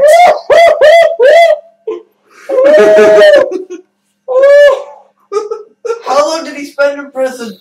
Listen to the rest of the story. I remember him being very worried he was going to face charges. He should! He left the territory immediately, arrested by the name of Don Leo Jonathan, a huge star back in the day, had a place in Vancouver, so he got built out of the country until the issue blew over. Once that issue being blown over, the tale only served to build the legend of Cowboy Bill Watts as a man to be feared both inside and outside the squared circle. Basically, he did this in a bar and then fled the country. Jesus Christ, much? Oh. after all that, I think we need to get into the Wrestling rumors. wrestling rumors. wrestling, You can still find the eye. wrestling rumor time. Maybe that's the eye that Million used to come out with. Oh. Wrestling rumors time. As you all may know, Sean Maltman suffered a torn anus during the Jeremy Lynn retirement show on Saturday that could have been life-threatening. Maltman tweeted the following updates on Wednesday night. Sorry to say so lot to thank everyone. I'll be getting out of the hospital today. Thank you, Jerry Lynn. If it wasn't for you, there would be no me. Thank you for everyone for the kind wishes and some funny one-liners I'm sure were hard to pass up. If you can't laugh at yourself, who can you laugh at? The video doesn't do justice to the severity of the situation. The turnbuckle wasn't covered and my landing could have been 45 degrees. I ended up landing hard and horizontal. The turnbuckle ripped me into the new hole. I knew right away. You could see me tell the ref I tore my ass. Sorry for the typo. I went to the party briefly but had to leave as blood started gushing. Hotel looked like a murder scene, so much blood. I'm tapping in the dark, sorry for typos. Hotel security called ambulance and Dr. Morgan performed sphincterplasty. Sphincterplasty. To save me from having to have a colostomy bag. It's hard not to laugh, so feel free to find it humorous. I did almost bleed out before ambulance got there. I did the X Factor from the top rope and one through a table after it happened. My concern was Jeremy getting the proper send-off, not my butthole. To MJ Canland, it happened once before 3 years back with Jay Bradley. That's why I knew what happened this time. If I would have lost any more blood, I would be completely out and need a blood transfusion or died, barely made it. Colostomy is in the dictionary, but when it's when a person needs a bag put in their ID or stomach to go poop into. To Sean GT, why not? It's not my first near-death experience anyway, plus how could you not chuckle about stories like this? Right side of things, we'll start taking applications for my school because we need to be in shape. I'll still be at my appearance for FUE in Tampa on Saturday. I'm advertised, so not missing it. Can't wrestle, however. I wonder why. It's mainly because you've now got a second bottom. Yeah. And points to JC Hager, who said, "Poor guy, he redefined the phrase busting your ass." Yes, points.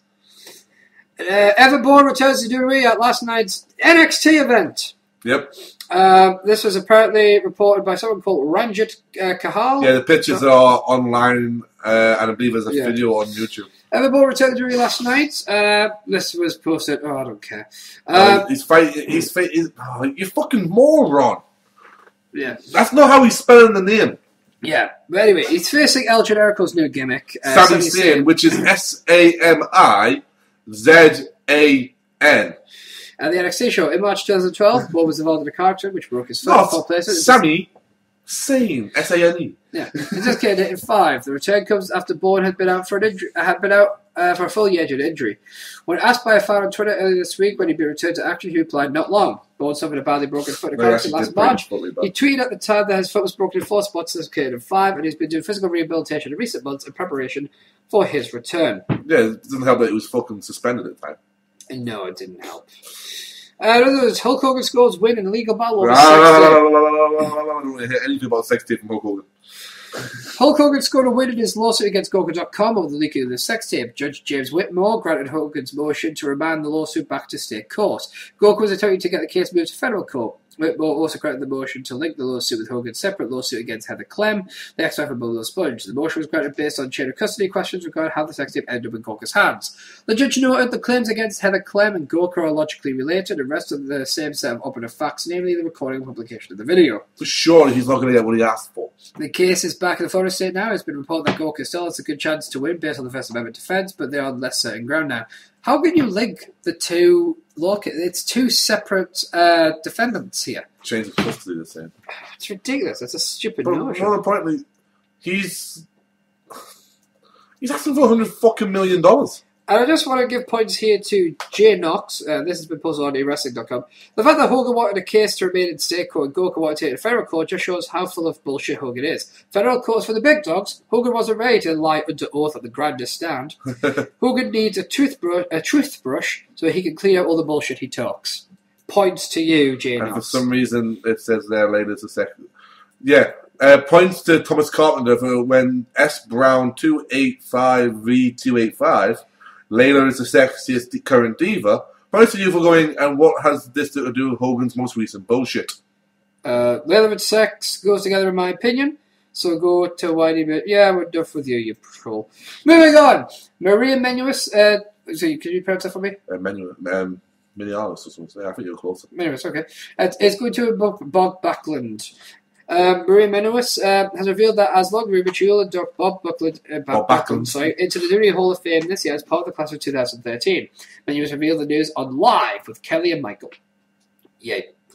So far we have Bruno Sammartino to be inducted by Arnold Schwarzenegger, Mick Foley to be inducted by Terry Funk, Bob Backlund to be inducted by... Announced on The Decision yeah. with Mickey Foley and Mick Foley. Link in the description or in the caption box on Tumblr. Trish Stratus is rumoured to be inducted by Amy Lita Dumas. Not sense. Confirmed. Makes Booker sense. T is rumoured to be inducted by his brother Stevie Ray. Makes Unconfirmed. sense. And Donald Trump is believed to be inducted by his daughter Ivanka Trump. Rumoured, not confirmed. That would make sense as well. I was home. What I love about the Hall of Fame every year is usually you get some really good stories. Yeah. So I don't mind it like Lita's inducting Trish, and I don't mind that Maria's inducting Bob. I would have loved for someone Bob you should travel with, or someone like Mick and Terry. I bet there's some great stories there. For Bruno, I would have loved for Bruno to have someone that you travelled with, or like a great opponent of his. Arnold, that makes sense because it's like a celebrity and whatnot. For Booker, I would love for Booker to have someone from WCW. I mean, Stevie's probably perfect because he did travel with him for all those years. And TNA news, TNA Impact Wrestling will no longer be airing on Sky TV in New Zealand after next month. TNA issued the following statement about the news. We regret to inform our wonderful fans in New Zealand that TNA Impact Wrestling will no longer air on the box beyond April 2013. Therefore, the last episode of TNA Impact Wrestling on the box will be on Saturday, April 27th. It is the goal of everyone working at TNA, so I'm choking. TNA Impact Wrestling to find a new home for all TNA programming in New Zealand. Wow, I wonder why that would be. I mean, they've got good ratings, haven't they? Well, Sky TV said, unfortunately, due to low ratings, we've had to let TNA Impact Wrestling go from our schedule. The last episode of Impact will air on Saturday, April 27th. Oh, wow. And you would have thought that you'd have, excellent internet, because they're a big company. And I do apologise, friends, you are going to hear me open up a bottle of some soda that aren't sponsoring us, because I am choking. I mean, you would have And thought... fully enough, I don't know what I'm choking on, but I'm having trouble breathing here. It's because you're not breathing the ears. Boom, baby, boom! I'm dying. Literally. Sorry, Mr. Carey. And they're a big dog, right? TNA? You would have thought they wouldn't have a problem internationally. Well, here's the thing, though, right? Fucking glorified independent. Well, the thing I'm really interested in seeing, and I might be the only person on the planet that isn't in the corporation right now that's interested, when they bring the changes in for the Nielsen ratings, because they're going to include things like online viewings and stuff like that. That is going to be a huge... because obviously that will affect TNA Impact as well. Yeah, but does it affect the YouTube channel instead of put it on? Well, yeah, because it'd be things like viewed online and stuff like that. Yes, on the official TNA one. They don't put full impacts up. You have to go to someone else to find a full impact. Yeah, but still, it'll be interesting to see what happens. In other news, Trish Stratus was interviewed on Monday Night Mayhem about her WWE Hall of Fame induction this year. Does it have anything to do with her and Mickey James or her and Maria? No. Well, I'll kind of give it a miss. Some of the highlights, I'm just going to read. Actually, it does, actually. Oh, hello. There are going to be two of these. On her WWE, when asked about her Hall of Fame induction, it was the end of 2012. I was home. I got a call and was told the news. It was a little bit of a shock because I felt like I just wrestled yesterday.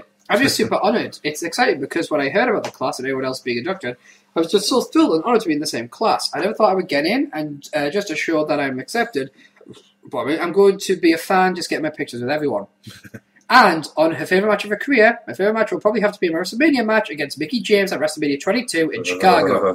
Yes. The fact that it was my last WrestleMania match, I think why our era was so different and memorable than maybe today's in the storylines and character development. What that match did was it embodied all of the elements that era embodied. Strong story, deep character development, but also solid work. Lesbians. Yeah. I think the whole combination is what was brought out in that match, and you could see the crowd invested in a story that was 6 months long. I look at that match as the pinnacle of that era. They were invested in that for 2, 4, 6 reasons. The 6 months of storyline. No, 2 sets of boobs. Yes. So that's 4. Yeah. 2 asses. See, And then the 7th one, Uh-huh. Mickey grabbing on them. and just for Geek King, unfortunately not for the fans. Just because I feel like apologising for stealing their Alberto Del Rio thing. Oh, yes. On the last one. Yes. So, yeah. Oh, And from the Wrestling Observer Newsletter, WWE was reportedly losing quite a bit of money on the 2013 Hall of Fame ceremony due to it being held at Madison Square Garden. Triple H is said to have campaigned heavily for the ceremony to be held at MSG, despite the extremely high cost of running and renting the building because in addition to Bruno Sammartino, Mick Foley and Bob Backlund both have strong ties to the arena. Additionally, the company felt that it was important to have some part of WrestleMania at the arena since the event is taking place in the New York, New Jersey market. you mean because you decided not to have WrestleMania 30 in the place you had WrestleMania 10 or WrestleMania 1 or WrestleMania 20? Just maybe a bit of guilt there, Vince? Yeah. Eh? And on the Wrestling Observer Newsletter, Eh? a quick note, Victoria, who wrestled WWE, now wrestles as Tara in TNA, has been And added to the WWE's alumni section. And continues WWE Adam TNA current wrestlers with Kurt Angle, Mr. Kennedy, and the Dudley Boys all recently added. But we're told, but the Wrestling Observer Newsletter has been told that each set of Impact tapings cost between $600,000 to $700,000. With the company running 26 tapings a year, that equates to $15 to $17 million a year. The reason the cost is so high is due to production, renting 18-wheeler trucks for their ring equipment, gas, travel expenses for a crew of 150 people, renting the arena, plane tickets for the entire roster and crew, etc. It's very easy for fans to say, take Impact on the road without factoring in all the costs that comes with it. Guess what? You're a wrestling company. Deal the fuck with it. That's why it helps to be a big company before you start touring. Well, the Wrestling Observer Newsletter again. At this point, CM Punk is still expected to take time off following WrestleMania 29. Several people do believe that he is more beat up than he's been letting on, and he's believed to be burnt out from his constant work for the company over the past 2 years. With Punk out of action, he's made sure to secure both The Rock and Brock Lesnar for Extreme Rules. The show will have 6-week build, and the star power is that the show may perform better than usual. Punk has reportedly been at odds with his creative team in recent months. Oh, 6 weeks for Extreme Rules this year. Apparently so. Interesting. That just said Punk has been part of creative department. No, at odds. Oh, right. I was going to say that would have made things good. Okay, Spike TV executives have been talking about rebranding the network with more the emphasis on reality television. Oh, at the end of the day, TNA is fine. Let's not bother with that. Jeff Jarrett's relationship with TNA said to be unclear following the company not contacting them for any work for the promotion's one-night-only pay-per-views. Jarrett has been in TNA storyline since 2001. Actually, hasn't been in TNA storyline since 2001, so that he could work with the Ring Car King promotion in India, which was good when I first saw it, but I didn't understand a fucking thing that was going on. As well as a project for the Speed Channel. However, there's been no movement on a second season of Ring Car King, and the Speed project went nowhere. It fucking fell. So, And I'm sorry, your reporter's link there, report Jeff Jarrett officially released from TNA. That's not going to happen when he's a fucking control. He has at least some stake in the company. The thing about it is, e-wrestling news often posts bullshit links just to get you to go to is it pro wrestling? Affiliates. TNAWrestlingNews.com. Fuck you all. They're affiliates. Good news! Sin Cara's yet to be cleared and return in the ring. Folks, concussion in the match with Jack Swagger on March 11th. So everyone, calm the fuck down, we're all fine. Sin Cara! The producers of the new Bruno Sammartino movie are interested in working with WWE Studios to fund and produce the project. Makes sense. If you're doing a wrestling film, why not go to the wrestling company? According to the BBC, so not US News, the BBC, The Rock was really asked by BBC's Newsbeat whether anyone has anyone ever been brave enough to challenge him to a fight in public. Here's what he had to say. That never happened. It didn't happen in wrestling when I was wrestling, and it certainly didn't happen these days. The toughest, most badass guys I run into, it could be bikers, it could be anybody. Everybody just wants to say hello. Oh, I'm now being followed by Nightmare TV. Yay! But they just keeps getting better and better. It does. And finally, let's see. It seemed apt. Well, first of all, it does. WWE Champion The Rock and John Cena are both booked to appear on the Today Show on April 3rd to promote WrestleMania 29. April 3rd, that's my ex's birthday. Not that I've heard from her recently.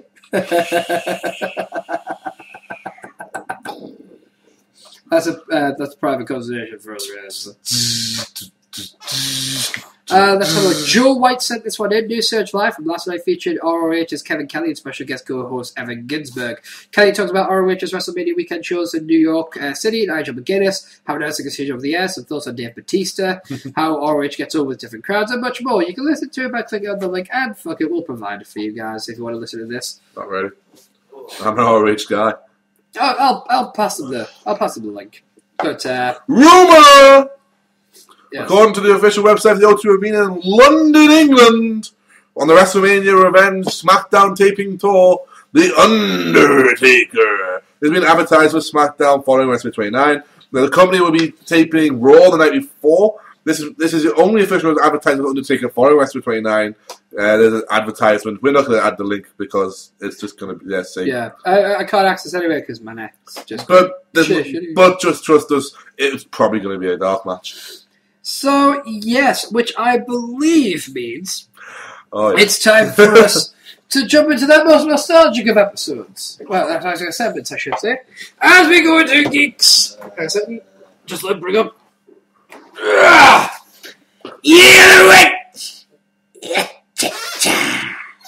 Thank you very much. You're welcome. This week on Twitter, we were asked a question. Usually we do questions on Fan Corner. Calm down. Yeah, calm down. Fan Corner. Is that like... Calm down. Is that Fandango? It's in Cara. It's a tag team. Similar. Fan Cara. But, calm down. Okay, I'm calm. I am calm. You fucking calm down. I am at one with myself. From You Gonna Get Got. He asks, having a think about WrestleMania, as you know, and a random thought that I've had is that I would say that the second half of WrestleManias, 15 to 28, are better than the first half, 1 to 14. Would you guys agree or disagree with this, and why? Hashtag Talk Markout, hashtag Fan Corner.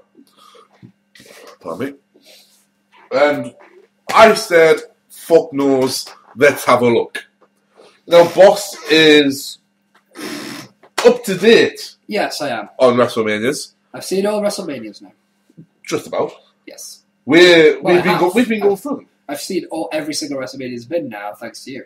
Well, you haven't seen 1, 2, 3, or 4, or 5. Oh, yeah. I haven't seen the first 5. Yeah, they don't care.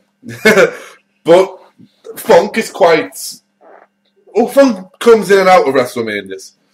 Like, 22 onwards, he's knows. Am I correct in saying that? 21 maybe as well? Goes Hollywood? Yep. Maybe 20? Yep. No, the first time you've seen 21 already? Yeah, kind of. But you've seen 20 now with us. Yep. So I'm going to break this down because Funk would say yes, he would agree with you because he's watched them once. Mm-hmm. Boss will probably look into what I said and then make his own decision through that. Yep. So let's break this down. Really break this down for an extended version of... You're getting rich!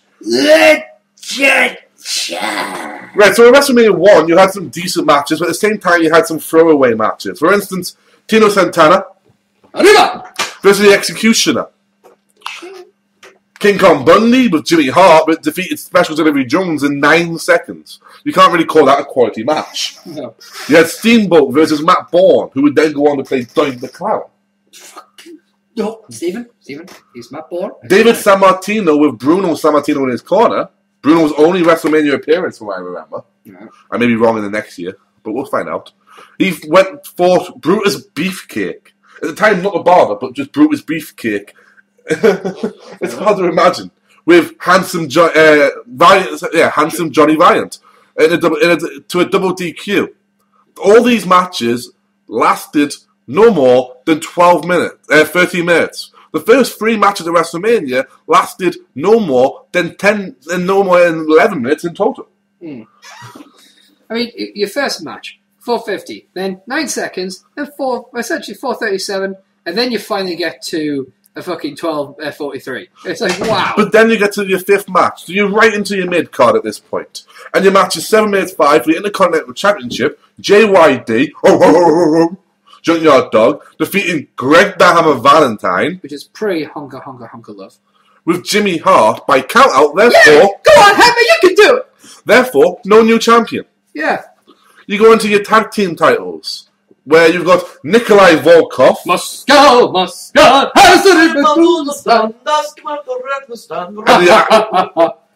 And the Iron Sheik. Fucking bullshit, Hulk Hogan. With their manager, Classy Freddie Blassie. I'm not making any jokes. Don't have to. Who defeated the US Express, Mike Rotunda, who would then go on to be IRS, Right. and Barry Windham, who would then go on to be the NWA World Heavyweight Champion, and remember the Four Horsemen, with Captain Lou Albano, for the Tag Team Championships. Once again, though, that match was 6:55. Yeah. The next match, Andre the Giant defeats Big John Studd in a $15,000 body slam challenge with Bobby the Brain Heenan in Big John Studd's corner, right? 5:53. Not a classic match by any means. At this point, Andre was well into his later days and was, it was the beginning of the end by this point for Andre, but he was still active enough to do something. Yeah. And then you get your women's title match. What we call as a second headliner match because of Cyndi Lauper was there. Yeah. A headline spot, not your main event, but a headline spot. Wendy Richter defeats Leonie Kai with the Fabulous Mooner in her corner for the Women's Championship, but 6:12. Yeah. Then you get your longest match of the night, Hulk Hogan and Mr. What you gonna do, mother, when me and Mr. T run wild on you? With Jimmy Superfly Snuka defeating Rowdy Piper. I've been Roddy for Roddy's being cool. And Fucking Paul Orndorff with Cowboy Bob Orton. brave man. He had a cast in his hand for 3 years, God bless him. God bless him. It was a tag team match with a special guest referee, Muhammad Ali. So fast last night, I turned the light off and I was in bed before the switch went down. And of course, Pat Patterson. Not that there's anything wrong with that. And Liberace was there, and I believe he was the ring announcer for it, and there was a special timekeeper as well. And This match was 13-13. And considering this is the WrestleMania that launched all WrestleManias, how? This, to me, I can look at some cards and think, wow, I wish I saw that. I've seen this WrestleMania. It isn't great. The match I would want to see out of all of these is, there's two matches. Ricky Steamboat versus Matt Bourne, JYD versus the Hammer. Well, it's pretty much like the Dolph Ziggler complex. He could take the most simple move and make it look devastating. He could make any move look like a finisher. Yeah. With how he receives it. That's how you do your WrestleMania. You sell it. Pretty much. And at the time. So, Funk, if you the do thing me a is, favour, the thing, I want you to mark down for good and bad for each WrestleMania, okay? okay. Well, honest, let me get a notepad file up. But whilst he's doing that, I'll Yeah. say, Okay, you gotta remember, at the time, there was nothing like this in the sport of professional Good wrestling. and bad. Here Yes. we are. Two categories. So obviously, when you have nothing to compare, it's like it's like your first time. Your first time doesn't count because at the end of the day, your second time could be worse or better. So really, it comes down to you had nothing to really compare it to. So yeah. In comparison, if I can. Two categories Right, well, WrestleMania 1 is going down as a bad WrestleMania, in my book. It was sold well, wasn't great. But in comparison, Starrcade, which was the big one from the NWA at the time. Hey, that's a game show. Yes, I know. I just looked. Starrcade. Which was a WrestleMania, was the equivalent to WrestleMania for the NWA at the time, right? Mm-hmm. I'm going to run down quickly to say 1983, the first WrestleMania, as we know, happened in 1984. Okay. So 1983, the one that happened before was a Flair for the Gold, right? Well, in order, you had the Assassins 1 and 2 versus Rufus R. Jones and Bugs McGraw.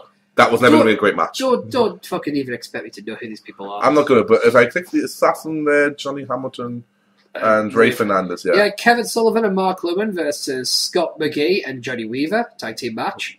You had Abdul the Butcher, Yeah. versus Carlos Colon. That's cool. Bob Orton Jr. Yeah. And Dick Slater defeated Mark Youngblood and Woohoo McDaniel. In a tag team match. Charlie Brown defeated the Great Kabuki. No Snoopy in this match, apparently. Title versus mask match. Although I hear he was a good man, that Charlie Brown. Roddy Piper defeated Greg Valentine in a dog collar match. In one of the bloodiest matches I've ever seen. Ricky Steamboat and Jay Youngblood defeated Jack and Jerry Briscoe. For the titles. And the main event was Ric Flair versus Harley Race. the World Heavyweight Champion. And Ric Flair won the title. But look at the difference. Yeah. Each match, the shortest match 4:30, Yeah. which is Abdullah. Yeah. Then the 6:43, 8:11. The first, 6. So the first three matches are the shortest matches. 14:48, 10:35, 16:08, 13:24. You That's lost this match? 13:24, right? Yeah. Is the tag team titles match. Yeah. 13:13 is your main event For WrestleMania. on WrestleMania 1. Ric Flair and Harley Race went 23:49 in the year beforehand. Longest match and the main event of that card. Exactly. So what about WrestleMania 2? Well, WrestleMania 1 goes down as a bad WrestleMania. Yeah. WrestleMania 2. Uh-huh. So, our first match was Mr. Wonderful fucking Paul Orndorff versus the Magnificent Baraka with Mr. Fuji. Now, you've got to remember that WrestleMania 2's great selling point was for live from 3 different arenas in one night. So from the Nassau Coliseum, which was the New York part of it, Long Island, New York, Yep. woo indeed. That was your first match, which lasted 4 minutes and 10 seconds in a double countout. Your match that was advertised, really hyped for this one, was, ooh, yeah, the Macho Man Randy Savage. With Miss Elizabeth in my corner. defeating George the Animal Steel in a singles match for the WWF Intercontinental Championship that lasted 5 minutes and 10 seconds. Next was Jake the Snake Roberts. Defeated George Wells in the shortest match of that particular WrestleMania broadcast, 3 minutes and 15 seconds. Exactly. And then the main event from Nassau Coliseum was Mr. T with Mr. T, fool! And I tell you something, I'll beat you so bad, I'm gonna fucking make you like a chain around my neck! with Smoking Joe Frazier and the Heishi kid who had been... It's Heishi that pronounced it. Damn you wankers, spelled properly. No, it's because Haiti is... that's how you say the ethnicity. It's Heishi. Haiti. Haitian. I don't know. Fuck it. The Californian kid. Defeated Roddy Piper. With Cowboy Bob Orton and Lou Brave Duva. man. Brave man. In a boxing match that went 13-14. A second over the main event of WrestleMania 1. 13 minutes and 40 seconds, the longest match of that particular broadcast. In a disqualification. Yeah. The results from Rosemount Horizon, which In was... Chicago, Illinois. the Fabulous Moolah defeated Velvet McIntyre in the first match for the Women's Championship No, that's not Drew's mother. in 1 minute and 25 seconds. The second match was Corporal Kirchner defeated Nikolai Volkov with Classy Freddie Blassie. Yeah, flag match. Flag match, 2 minutes and 5 seconds. The next match was Andre the Giant defeated 19 other participants by last eliminating Bret Hart in a 20-man battle royale. Now this was a NFL and professional wrestling mixed competition. The other participants were Jim Convo, the NFL player for Chicago Bears, Pedro Morales, I still have nothing for him, Tony Atlas, Ted Aradici, Harvey Martin, the former NFL player for the Dallas Cowboys, Danny Spivey, who then went on to be part of the what's it called? Natural disasters? No, Towers of Pain, I think it's called. Them. The ones with Undertaker was a part of it briefly, and Nails, I believe. Hillbilly Jim, don't go messing with a country boy. King Tonga? King Tonga, the Iron Sheik, Fucking balls. Eddie Holmes, a former NFL player for the Pittsburgh Steelers, B. Brian Blair, Jim Brunzell, technically clever known as the Flying Bees, Big John Studd, Bill Fryer, the NFL player for the Atlanta Falcons, Jim the Anvil Neidhart, Russ Francis, the NFL player for the San Francisco 49ers, Bruno Sammartino making his first in-ring performance in WrestleMania. So I always forget Bruno's in the Battle Royal, please forgive me. And WWE Hall of Famer William the Refrigerator Perry, NFL player for Chicago Bears, and Bret Hart was caught last eliminated by Andre the Giant.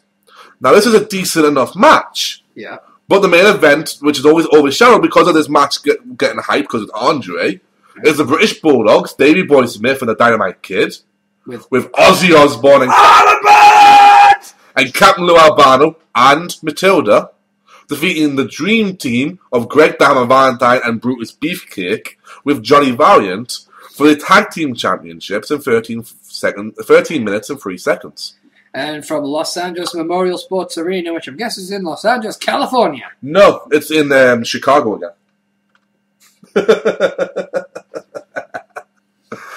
The first match was Ricky the Dragon Steamboat defeating Hercules Hernandez in a singles match that lasted 7 minutes and 27 seconds. Adore Adrian Adonis with the mouth of the South, Jimmy Hart. You can do it, Jonas. You can do it, man. Defeating Uncle Elmer. Yes, I said Uncle Elmer. In a singles match in 3 minutes and 1 second. That was followed by the Funk Brothers, Terry Funk and Hoss Funk with Jimmy Hart. Oh, yeah! Defeating the Junkyard Dog. And Tito Santana. Arriba! There's the thing, though. Hoss Funk, not a real hunk. Real hunk, eh? He's not even real funk either. No. He's neither hunk nor funk. In 11 minutes 42, and the main event of WrestleMania 2, and the main event from WrestleMania in Los Angeles.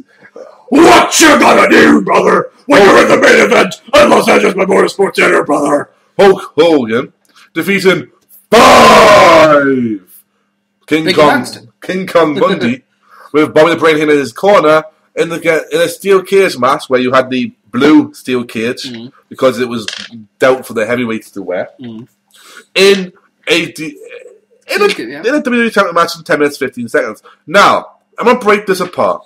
You've got lots of little short matches here. Moolah for one, the flag match for another. Uncle Elmer, thank the fuck that was a short match. And Jake and George Wells. Right.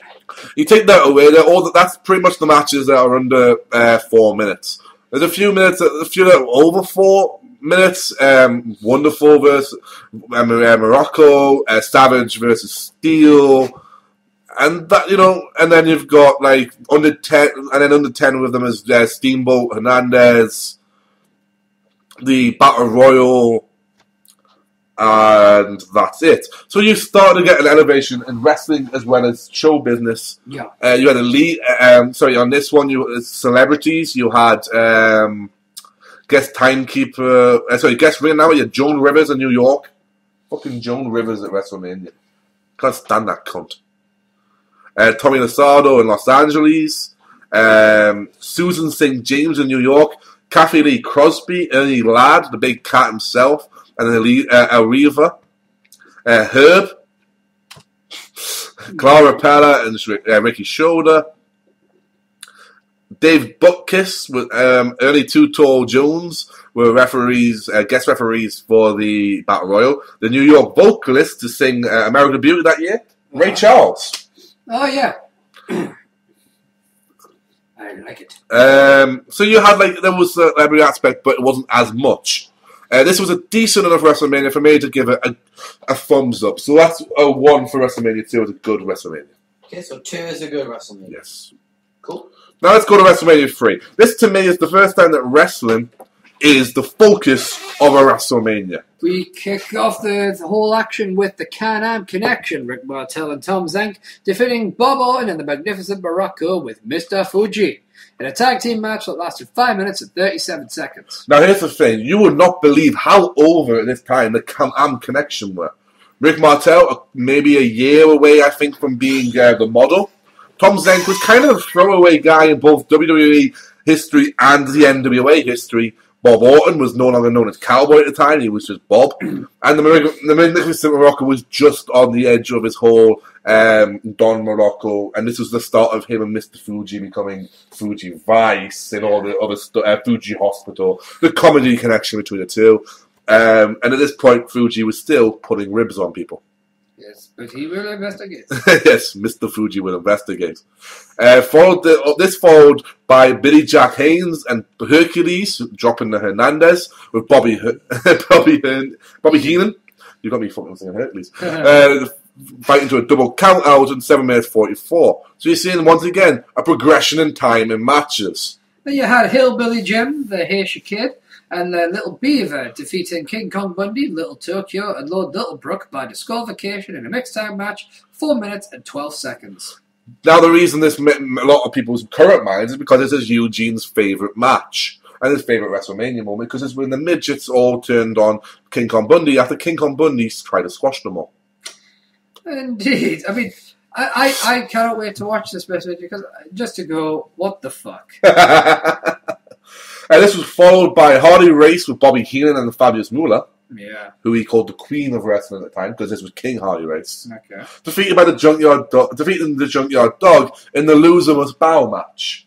And this will remember in a lot of people's minds because JYD, being JYD, why he lost, he also took afterwards, he managed to rob Hardy Race of his crown and his cape, and then bowed when he was dressed in Hardy Race's royal attire.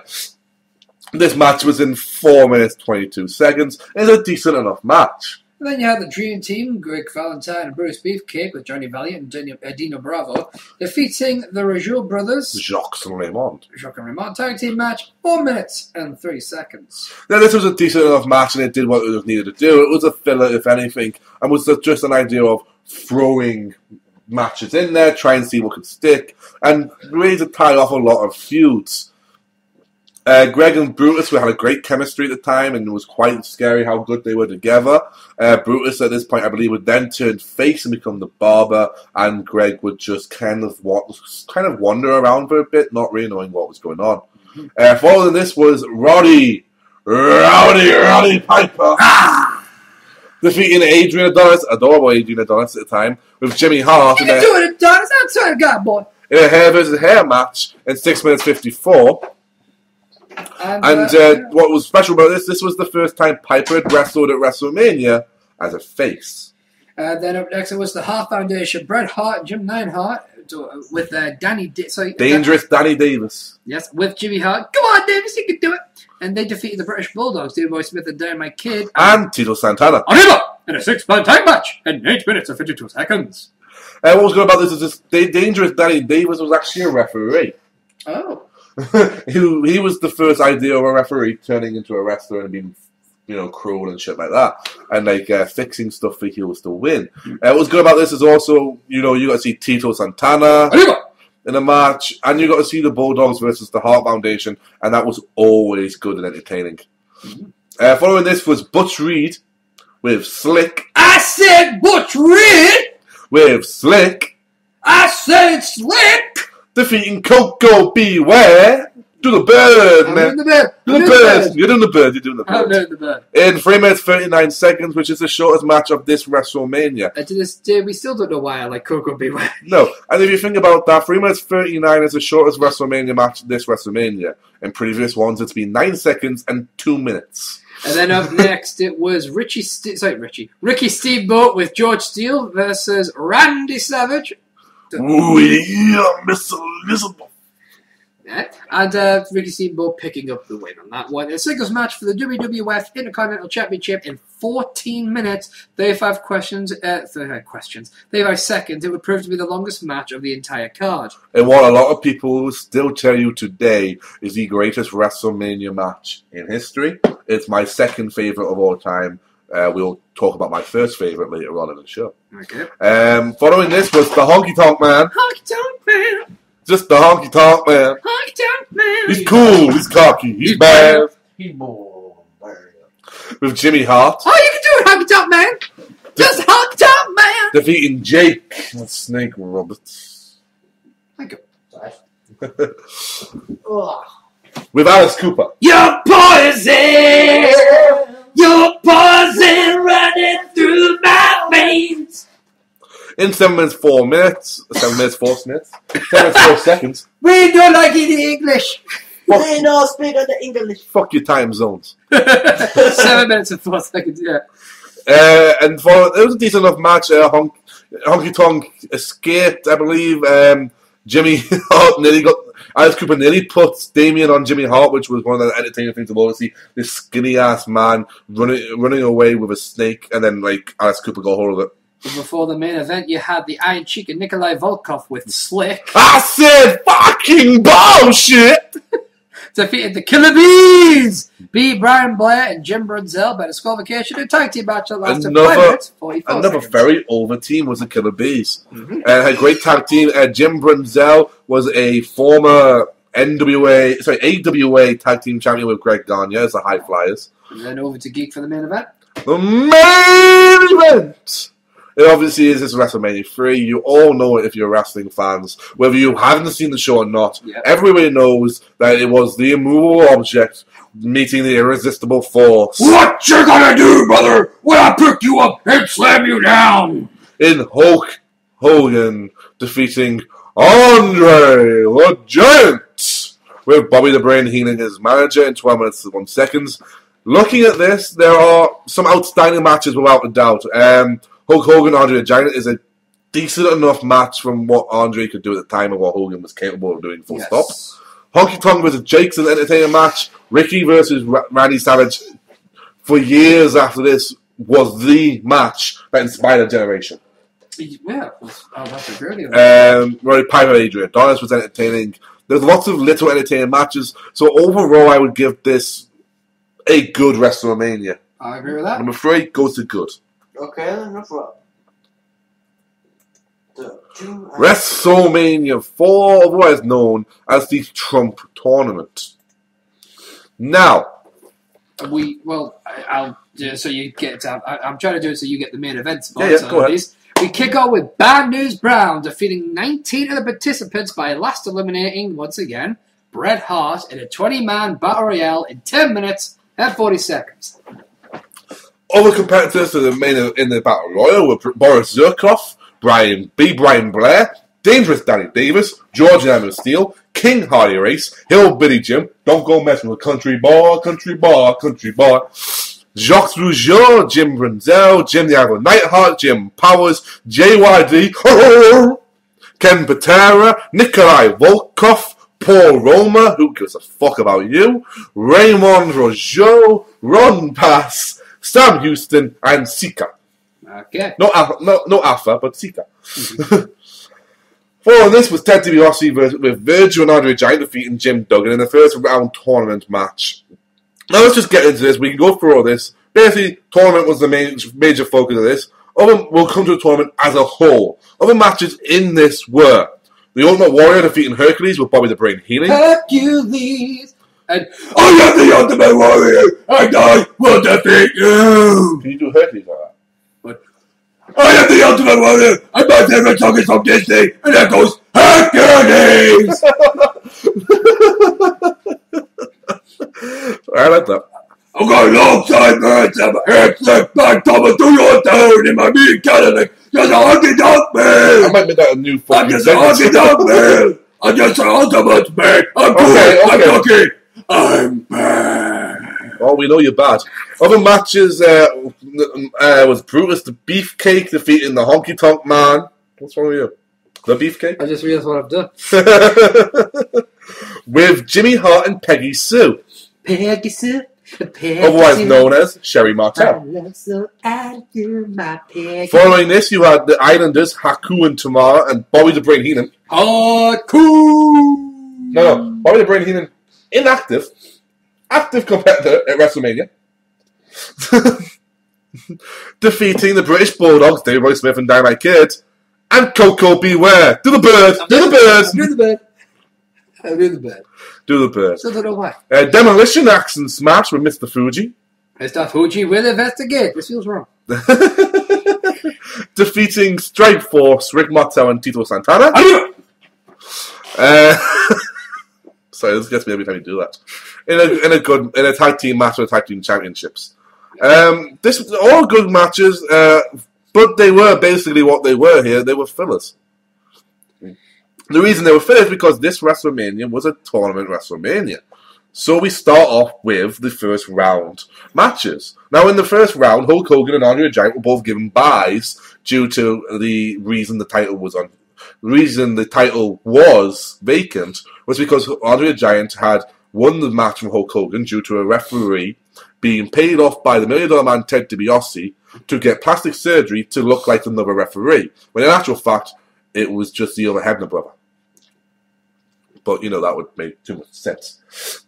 Andre the Giant then declared that he was not going to be the champion. I'll get the words out eventually. And would forfeit the title to the $1 Million Man Ted DiBiase. Ted DiBiase's title reign then stopped because it was deemed illegitimate. Andre the Giant was 45 seconds, as we all know, and in eyes of Eric Van Gismy, it's his greatest significant moment in professional wrestling. Well, so therefore you got the actual first match, because as you said, they're Yes. given buys. You had Jim Duggan going against Ted DiBiase in a match that lasted 5 minutes and 2 seconds, with Ted DiBiase picking up the win, advancing into the quarterfinals. Yes, followed by the magnificent Don Morocco versus the Canadian strongman. I think he was the world's strongest man at this time. Was Gimmick Dino Bravo. And that match lasted. 4:54, and it was finished with a DQ. Up next was Ricky Steamboat versus Greg the Hammer Valentine in a match that lasted 9 minutes 11 seconds and ended in pinfall, with Greg Valentine picking up the win, advancing to the quarterfinals. In a very decent enough opening match. The next match was Randy Savage, ooh yeah, the Macho Man himself, going against Mean Butch Reeves. And followed up was Bam! Bam! Bigelow versus the One Man Gang, ended in a countout at 2 minutes and 55 seconds. Now, following this was Jake Roberts and Rick Rude, who had a personal feud going on at the time. Rick Rude had hit on Jake's wife, and had proceeded to them where Jake's wife, who's his real-life wife, face... Was crotch area? yes, what's it called? It's... Caricature? no, when you paint it. It's airbrushed. Airbrushed onto his tights, Yeah. across with her face being across his crotch. Yeah. Jake then beat the fuck out of him and ripped the tights off him. But it went to a 15-minute time limit draw. So what happened next, and I'll start there. Yes. The One Man Gang was given a bye, which sent him straight into the semi-finals. Greg the Hammer Valentine violently put up a match against Randy Savage at 6 minutes 7 seconds. In a pin, and was ended up pinned with the elbow. And then up next was the $1 Million Man Ted DiBiase versus Don Morocco in a match that lasted 5 minutes and 35 seconds, with Don Morocco losing to Ted DiBiase. Following this was Hulk Hogan versus Andre the Giant, which ended in a double disqualification in 5 minutes 23. Therefore, Ted DiBiase was also given a bye there. But what this did is this led to the One Man Gang versus Randy Savage, ending up in a match against each other, which lasted 4 minutes 35 seconds, with the Macho Man going into the finals, which Due meant to a the finals, DQ. which meant the finals was. Ted DiBiase versus Randy Savage, and an excellent match that really went and proved how good even men could have been as champion. Now, Randy Savage picks up the pinfall after elbow drop from the top rope in 9 minutes 27. However, I always remember this as the one where Andre comes out and it looks like they're going to cheat Randy. He's not going to win it. And Miss Elizabeth, who looks as if she can't take anymore, runs to the back. And they'll go, oh, where's she going? I believe it was Jesse the Body Ventura at the time, taking a pretty much a stab. Oh, she can't take it. He's going to lose. She's leaving him now. And she goes running to the back, and Gorilla Monsoon doing his best. Oh, will you stop? And, going, no, she's not. She's doing something. She's just, maybe she can't seem to hurt anymore. And ends up, out of nowhere, she comes running to the back to equal the odds with down, down, down, down. Down. Out comes Hulk Hogan with Miss Elizabeth leading to him, and Hogan's got the look in his eye, and he has, oh, what you gonna do, brother? Oh! And he's got his fucking bandana ripped over his bandana was shit. It looked as if basically got a piece of t-shirt and wrapped it across his head. Yeah. And it was in his mouth, and he was breathing and looking around the crowd, and Miss Elizabeth's dragging her hand behind one, come on with me, you big damn ape. It's like, you're not George Animal Steel, fucking move on. And by the time they get down there, Ted DiBiase's cheated his way. He looks as if he's going to win. Andre goes to get into the ring to help because the referee's distracted. And bang with a chair. Hogan hits Andre. Andre goes down. Then he goes in the ring and hits Ted DiBiase with a chair. Down he goes. Savage goes to the top rope, lifts the arms up, drops the elbow, and next thing you know, 2, 3, new champion! And then at the end, the Mega Powers are formed. So what does this say about this WrestleMania? It's pretty weak above the Randy Savage match at the end. So at the end of the day, a great win doesn't a good a WrestleMania make. Yeah. And if you look at this, there's only really one... there's only one guy on this who isn't a part of the WWE at any point, and that's Bob Uecker, WWE Hall of Famer, Mr. Baseball, who does a bit of commentary and also ring announcing as well. I believe this is the part where Andre choked him. Ah, And when you get your foot off my shoulder, you know, Yeah. you think, how do we get my foot off your shoulder? So you got that. so is it a bad WrestleMania or a good WrestleMania? In your opinion? It's a decent one, but it's not good enough to be put down as a. It's not good enough to be put down as a good WrestleMania because there's a lot of weak matches in it. So WrestleMania 4 is a bad WrestleMania. WrestleMania 4, bad. So WrestleMania number 5. Pretty much the Mega Powers Explode is the only match anyone ever remembers on this one, and myself included. It's a pretty forgotten WrestleMania. So we start off with Hercules. Defeating King Haku with Bobby the Brain Heenan. Singles match, 6 minutes and 57 seconds. You have the Twin Towers. Yes. Akeem! They were called the Twin Towers. For a little while afterwards, they did start to beep over their names as if they said the word Federation or WWF. Yeah. Just out of respect, and they've gone back now to allowing it to be said with the African Dream Akeem! and the Big Boss Man with Slick, I said Slick! who had reawoken the one-man gang to become Akeem. Akeem! The irony being that a black man found out the African Dream was a white guy. Really, during apartheid? That's clever. And they defeated the Rockers with a little-known guy as Marty Jannetty and Shawn Michaels. And of course, like Marty Jannetty, he really went far. He did. Following Much in this... the same way a rock being thrown from a cliff goes quite far, in a general downward direction. Yeah, but up next, Bruce the Barber Beefcake against Ted DiBiase with Virgil. Fought to a double countout in a singles match that lasted 10 minutes and 2 seconds. Where I believe Brutus then goes to try and cut Ted's hair, but he gets ended up with Virgil and he can't really do much with a bald man. Up next. The Bushwhackers, Luke Williams and Butch Miller, defeated the Fabulous Rougeaus, Jack and Ramond, with Jimmy Hart Oh man, come on, Ramon, you can do it. in a pretty throwaway match. And then up next was Mr. Perfect against the Blue Blazer in a singles match that lasted 5 minutes and 49 seconds. Blue Blazer, known as Owen Hart, Mm-hmm. in a very decent enough match. I remember that this is your first debut at WrestleMania for both men, and you've got pretty good in-ring competition there. Demolition, Axe and Smash defeated the Powers of Pain, the Warlord and the Barbarian with Mr. Fuji, who had previously turned on Demolition by this point, in a handicap match. Yes, Fuji wrestled in a handicap match for the WWF Tag Team Championships. A decent enough match, but it's all built up so that Demolition get a hold of Fuji. Dina Bravo with Frenchie Martin was up next as he defeated Ronnie Garvin in a singles match that lasted 3 minutes and 50 seconds. Not quite, but almost the shortest match of the card. Yeah, it should have been the shortest match of the card. The Brainbusters, Arn Anderson. Boo! Spinebuster! A man who will make you hit a spinebuster so good you'll snort bread with chili on it. Look, just because you made me bring up bread and curry yesterday into my nose. He sniffed bread with curry on it yesterday. No, I was laughing and it brought it to my nose. Completely legitimate and his fault. With Tully Blanchard, both Hall of Famers now with the Four Horsemen, and Bobby Heenan, another Hall of Famer. Defeated Strike Force with Rick Martel, and Tito Santana, a WWE Hall of Famer.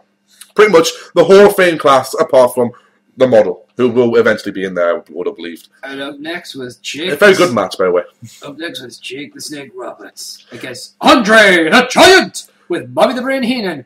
A victory for Jake Roberts by disqualification in his special guest referee match. Big John Studd be the referee. Yes. A match that lasted 9 minutes and 36 seconds. A good match. Andre did his usual bang, smack, wallop. And Jake did his usual, I'm going to sell and I'm going to sliver around and I'm going to get Damien because you're scared of snakes. Good enough match, and it was nice to see John Studd there as well. He hadn't been there for a while. Next match, the Hart Foundation, Bret the Hitman Hart and Jim the Hammer Neidhart defeated the Honky Tonk Man. Just Honky Tonk Man. The Honky Tonk Man. Just Honky Tonk Man. With Greg the Hammer Valentine. At this point, they were known as what was it called? Blues and Brews. Was it Blues and Blues? Something stupid like that. We're waiting to the Honka Love yet, won't we? No, well, that was the year after. I'm just trying to remember. If I remember, I'll Up say it. next, it It was with Jimmy Hart Oh yeah, sorry. in a decent enough match. It was fun because they both had great chemistry. The Hart Foundation obviously were great at one point. And then you've got like the rest of the. I'm sorry, I'm just Riverman Blues. That's what it was called. Riverman Blues. And up next, But they all had great chemistry together as a tag team. So. up next was Rick Rude with Bobby Heenan defeated. The Ultimate Warrior in a singles match for the WWE Intercontinental Championship.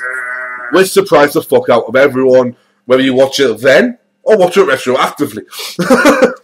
Yeah, I did it. Jim Duggan and Bad News Brown fought to a double disqualification.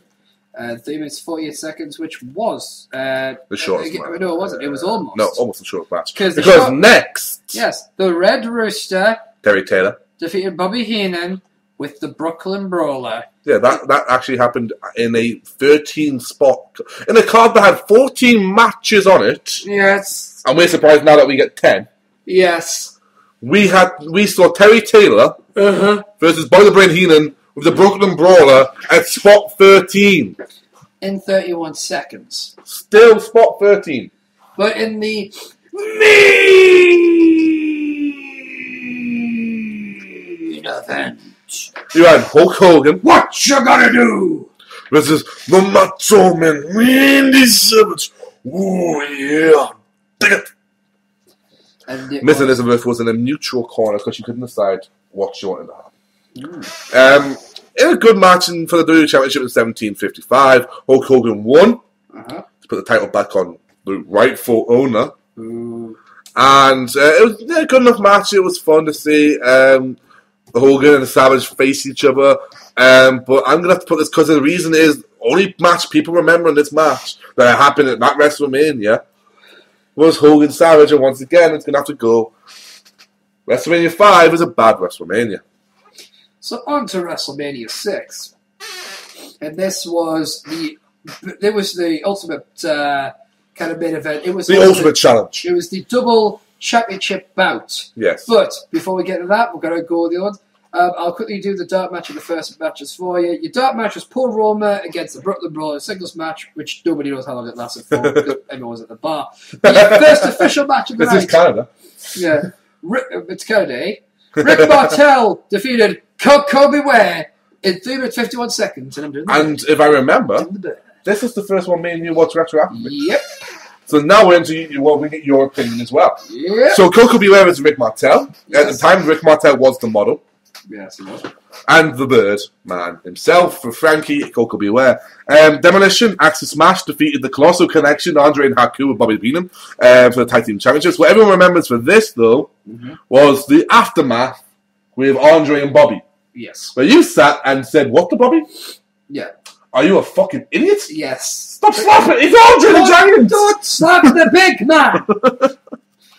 Up next, it was Earthquake with Jimmy Hart against Hercules. A single match for 4 minutes and 52 seconds. It was Beefcake defeated Mr. Perfect with a genius. How? I still don't know how. I don't know how he managed it. But I don't know. Perfect. But he cut the genius hair afterwards. But then it was Rowdy Piper versus Bad News Brown. And they fought to a double countdown. His singles match lasted 6 minutes and 48 seconds. And what was special about Piper in this match? Oh, yes. He was kind of... Fractal? I reminded of a poem by John Agard. Excuse me for standing on one leg. I'm a half caste. I remember that. Yeah, we had to do it in English. Yeah, same here. It was in the anthology. He's a weird guy, John Agard. You're telling me. Did you ever watch the video where he did poetry? Yeah. Fuck. Followed by this was the Hart Foundation defeating the Bolsheviks in 19 seconds. Yeah, so remember that one. Up next was the Barbarian with Bobby Heenan defeated Tito Santana in a singles match that lasted 4 minutes and 33 seconds. Dusty Rhodes, the American Dream, baby. The American Dream, Dusty Rhodes with Sapphire, so fast, Sapphire. She's not bad at all. But you're right, you may be the king, Macho Man. My Macho King, you may be the king with your Queen Sensational Sherry. What Dusty Rhodes, the American Dream, did. Do you remember? He brought out the crown jewel, the diamond of wrestling. He brought out Miss Elizabeth. And he was going against, of course, as you mentioned. Randy Savage and sensational Queen Sherry. A very good match considering, Sapphire gets down and out at one point. And then up next, it was the Orient Express, Satu and Tanaka, with Mr. Fuji defeating the Rockers, Shawn Michaels and Marty Jannetty. Mike Arnold. And it was a tag team match, 7 minutes, 38 seconds. Then Jim Duggan defeated Dino Bravo with Jimmy Hart and Earthquake by his side. Then Jim Duggan got his head kicked in by Earthquake. And then Ted DiBiase, who was the $1 Million champion going in with Virgil, defeated Jake the Snake Roberts via countout in 11 minutes and 50 seconds. For the $1 Million Championship in a very decent match. Indeed. Big Boss Man defeated Akeem with Slick. I said Slick! I said Slick! In 1 minute 49, this was due to the fact that Akeem and Slick had tricked Boss Man into doing dirty work. And just before the main event, we had Rick Rude with Bobby Heenan defeating Jimmy Superfly Snuka. Superfly. A singles match in 3 minutes and 59 seconds. In what was a fairly decent match. And the main event, of course, in 22 minutes, 51 seconds, the Ultimate Warrior, the Intercontinental Champion, defeated Hulk Hogan, the WWF Champion, in a singles match for both championships were on the line, in what is widely known as one of the most hyped matches, and a match that purely gets you over because of the atmosphere in the arena. Indeed. For me, this goes down as a good WrestleMania because there was enough matches to put it over the end. Yourself, though? Well, obviously this was the first WrestleMania I watched, and I did quite like a lot of what I saw. I wasn't happy with some of the results, but I was pissed off enough with them. Watching people, this is the first time I've seen a lot of them actually wrestle, and yet I'm getting pissed off with some. For me, it has to go down as a good WrestleMania. Okay, so WrestleMania 6 is a good WrestleMania. I'm desperately trying to work out my fucking Skype at the moment because it says I have a message in my profile and I don't understand what this means. And we may have to come back to this question. We may have to because we are in 2 hours. We're 2:10. We're 2:10 in this at the moment, folks. So what we'll probably do is we've reached WrestleMania 6. We will come back to this next week, I think. Yeah. And continue this. We'll call it the WrestleMania recap, shall we? So we'll do the WrestleMania recap, but let's very quickly get on to the questions we have. Well, the one question we have for Fan Corner. Yeah, the hashtag Fan Corner. We have one question, and it is a really odd question. The question... It's actually spelled heard wrong. Well, no, the typos are bound, but someone who can't spell for shit asked us, I heard a rumour that Steve had challenged Eric to a street fight because of an argument on Twitter. Is this true? If it isn't, would you fight Eric in a street fight? Now, for all the differences Eric and I have, you've misunderstood, sir, or madam. I don't know. Yes, it's true that me and Eric had a huge argument on Twitter many moons ago now. Which is, actually it's not, it's like 2 moons ago. Yeah, well that'll be 2 days. That's not 2 moons is fucking A moon 2 is a months.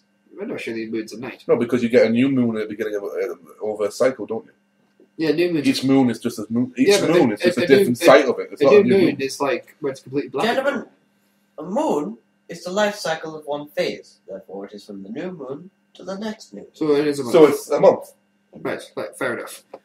I happen Victory! to know this little bit of weird trivia. Fair enough. Anyway, so yeah, I was going from Game of Fine. Thrones. it was a moon or two ago, whatever. 2 moons. Yeah, 2 moons, total eclipse.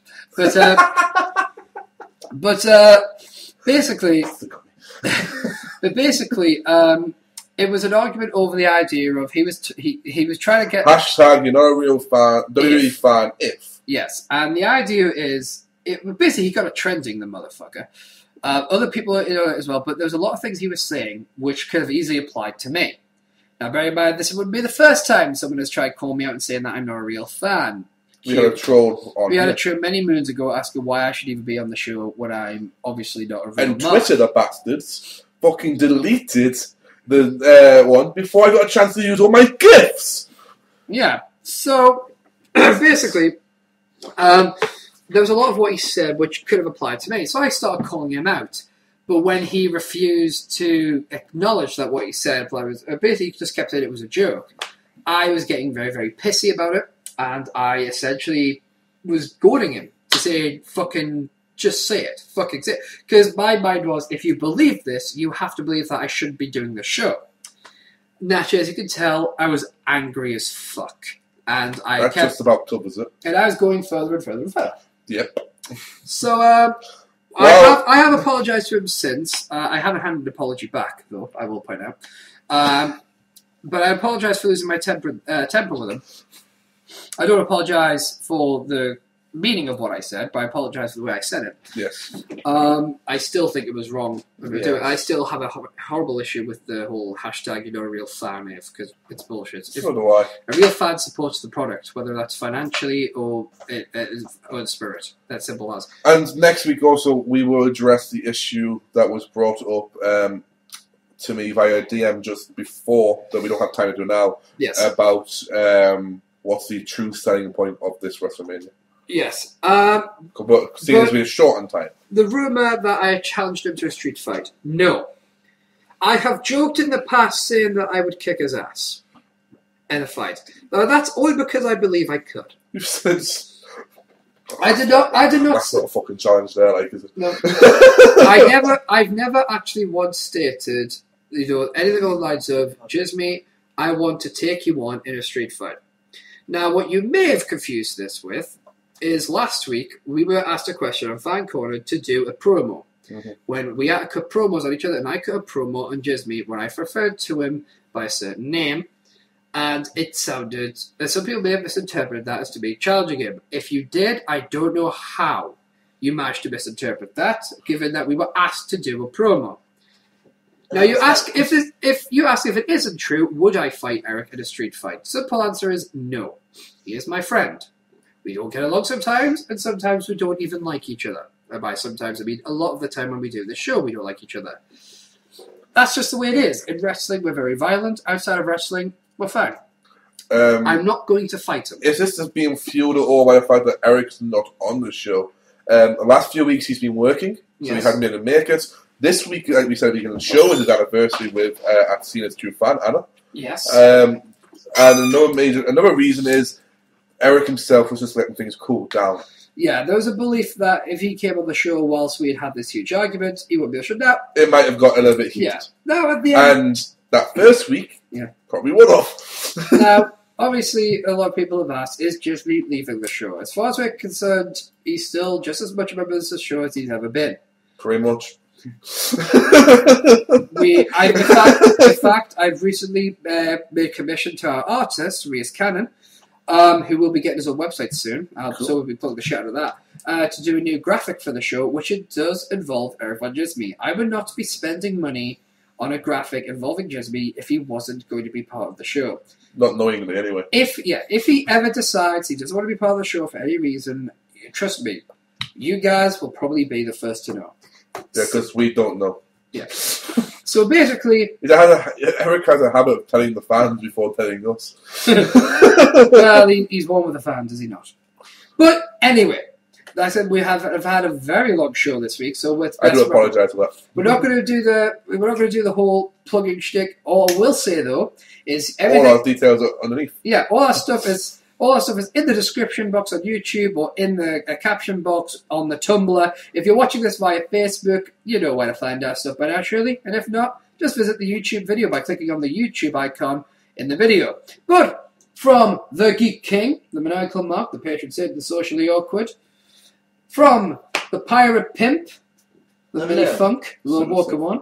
No, the Super Obsessed, of course. And of course, for the Prince of Professional, the hashtag ironic, hashtag genius, The pedantic prick. yes, Steve Jones 03. We say thank you for joining us on hashtag Total Marker. We'll see you next week for more wrestling recap, for more WrestleMania recap, for more rumours, more questions. And Geek, take us out. Marks out.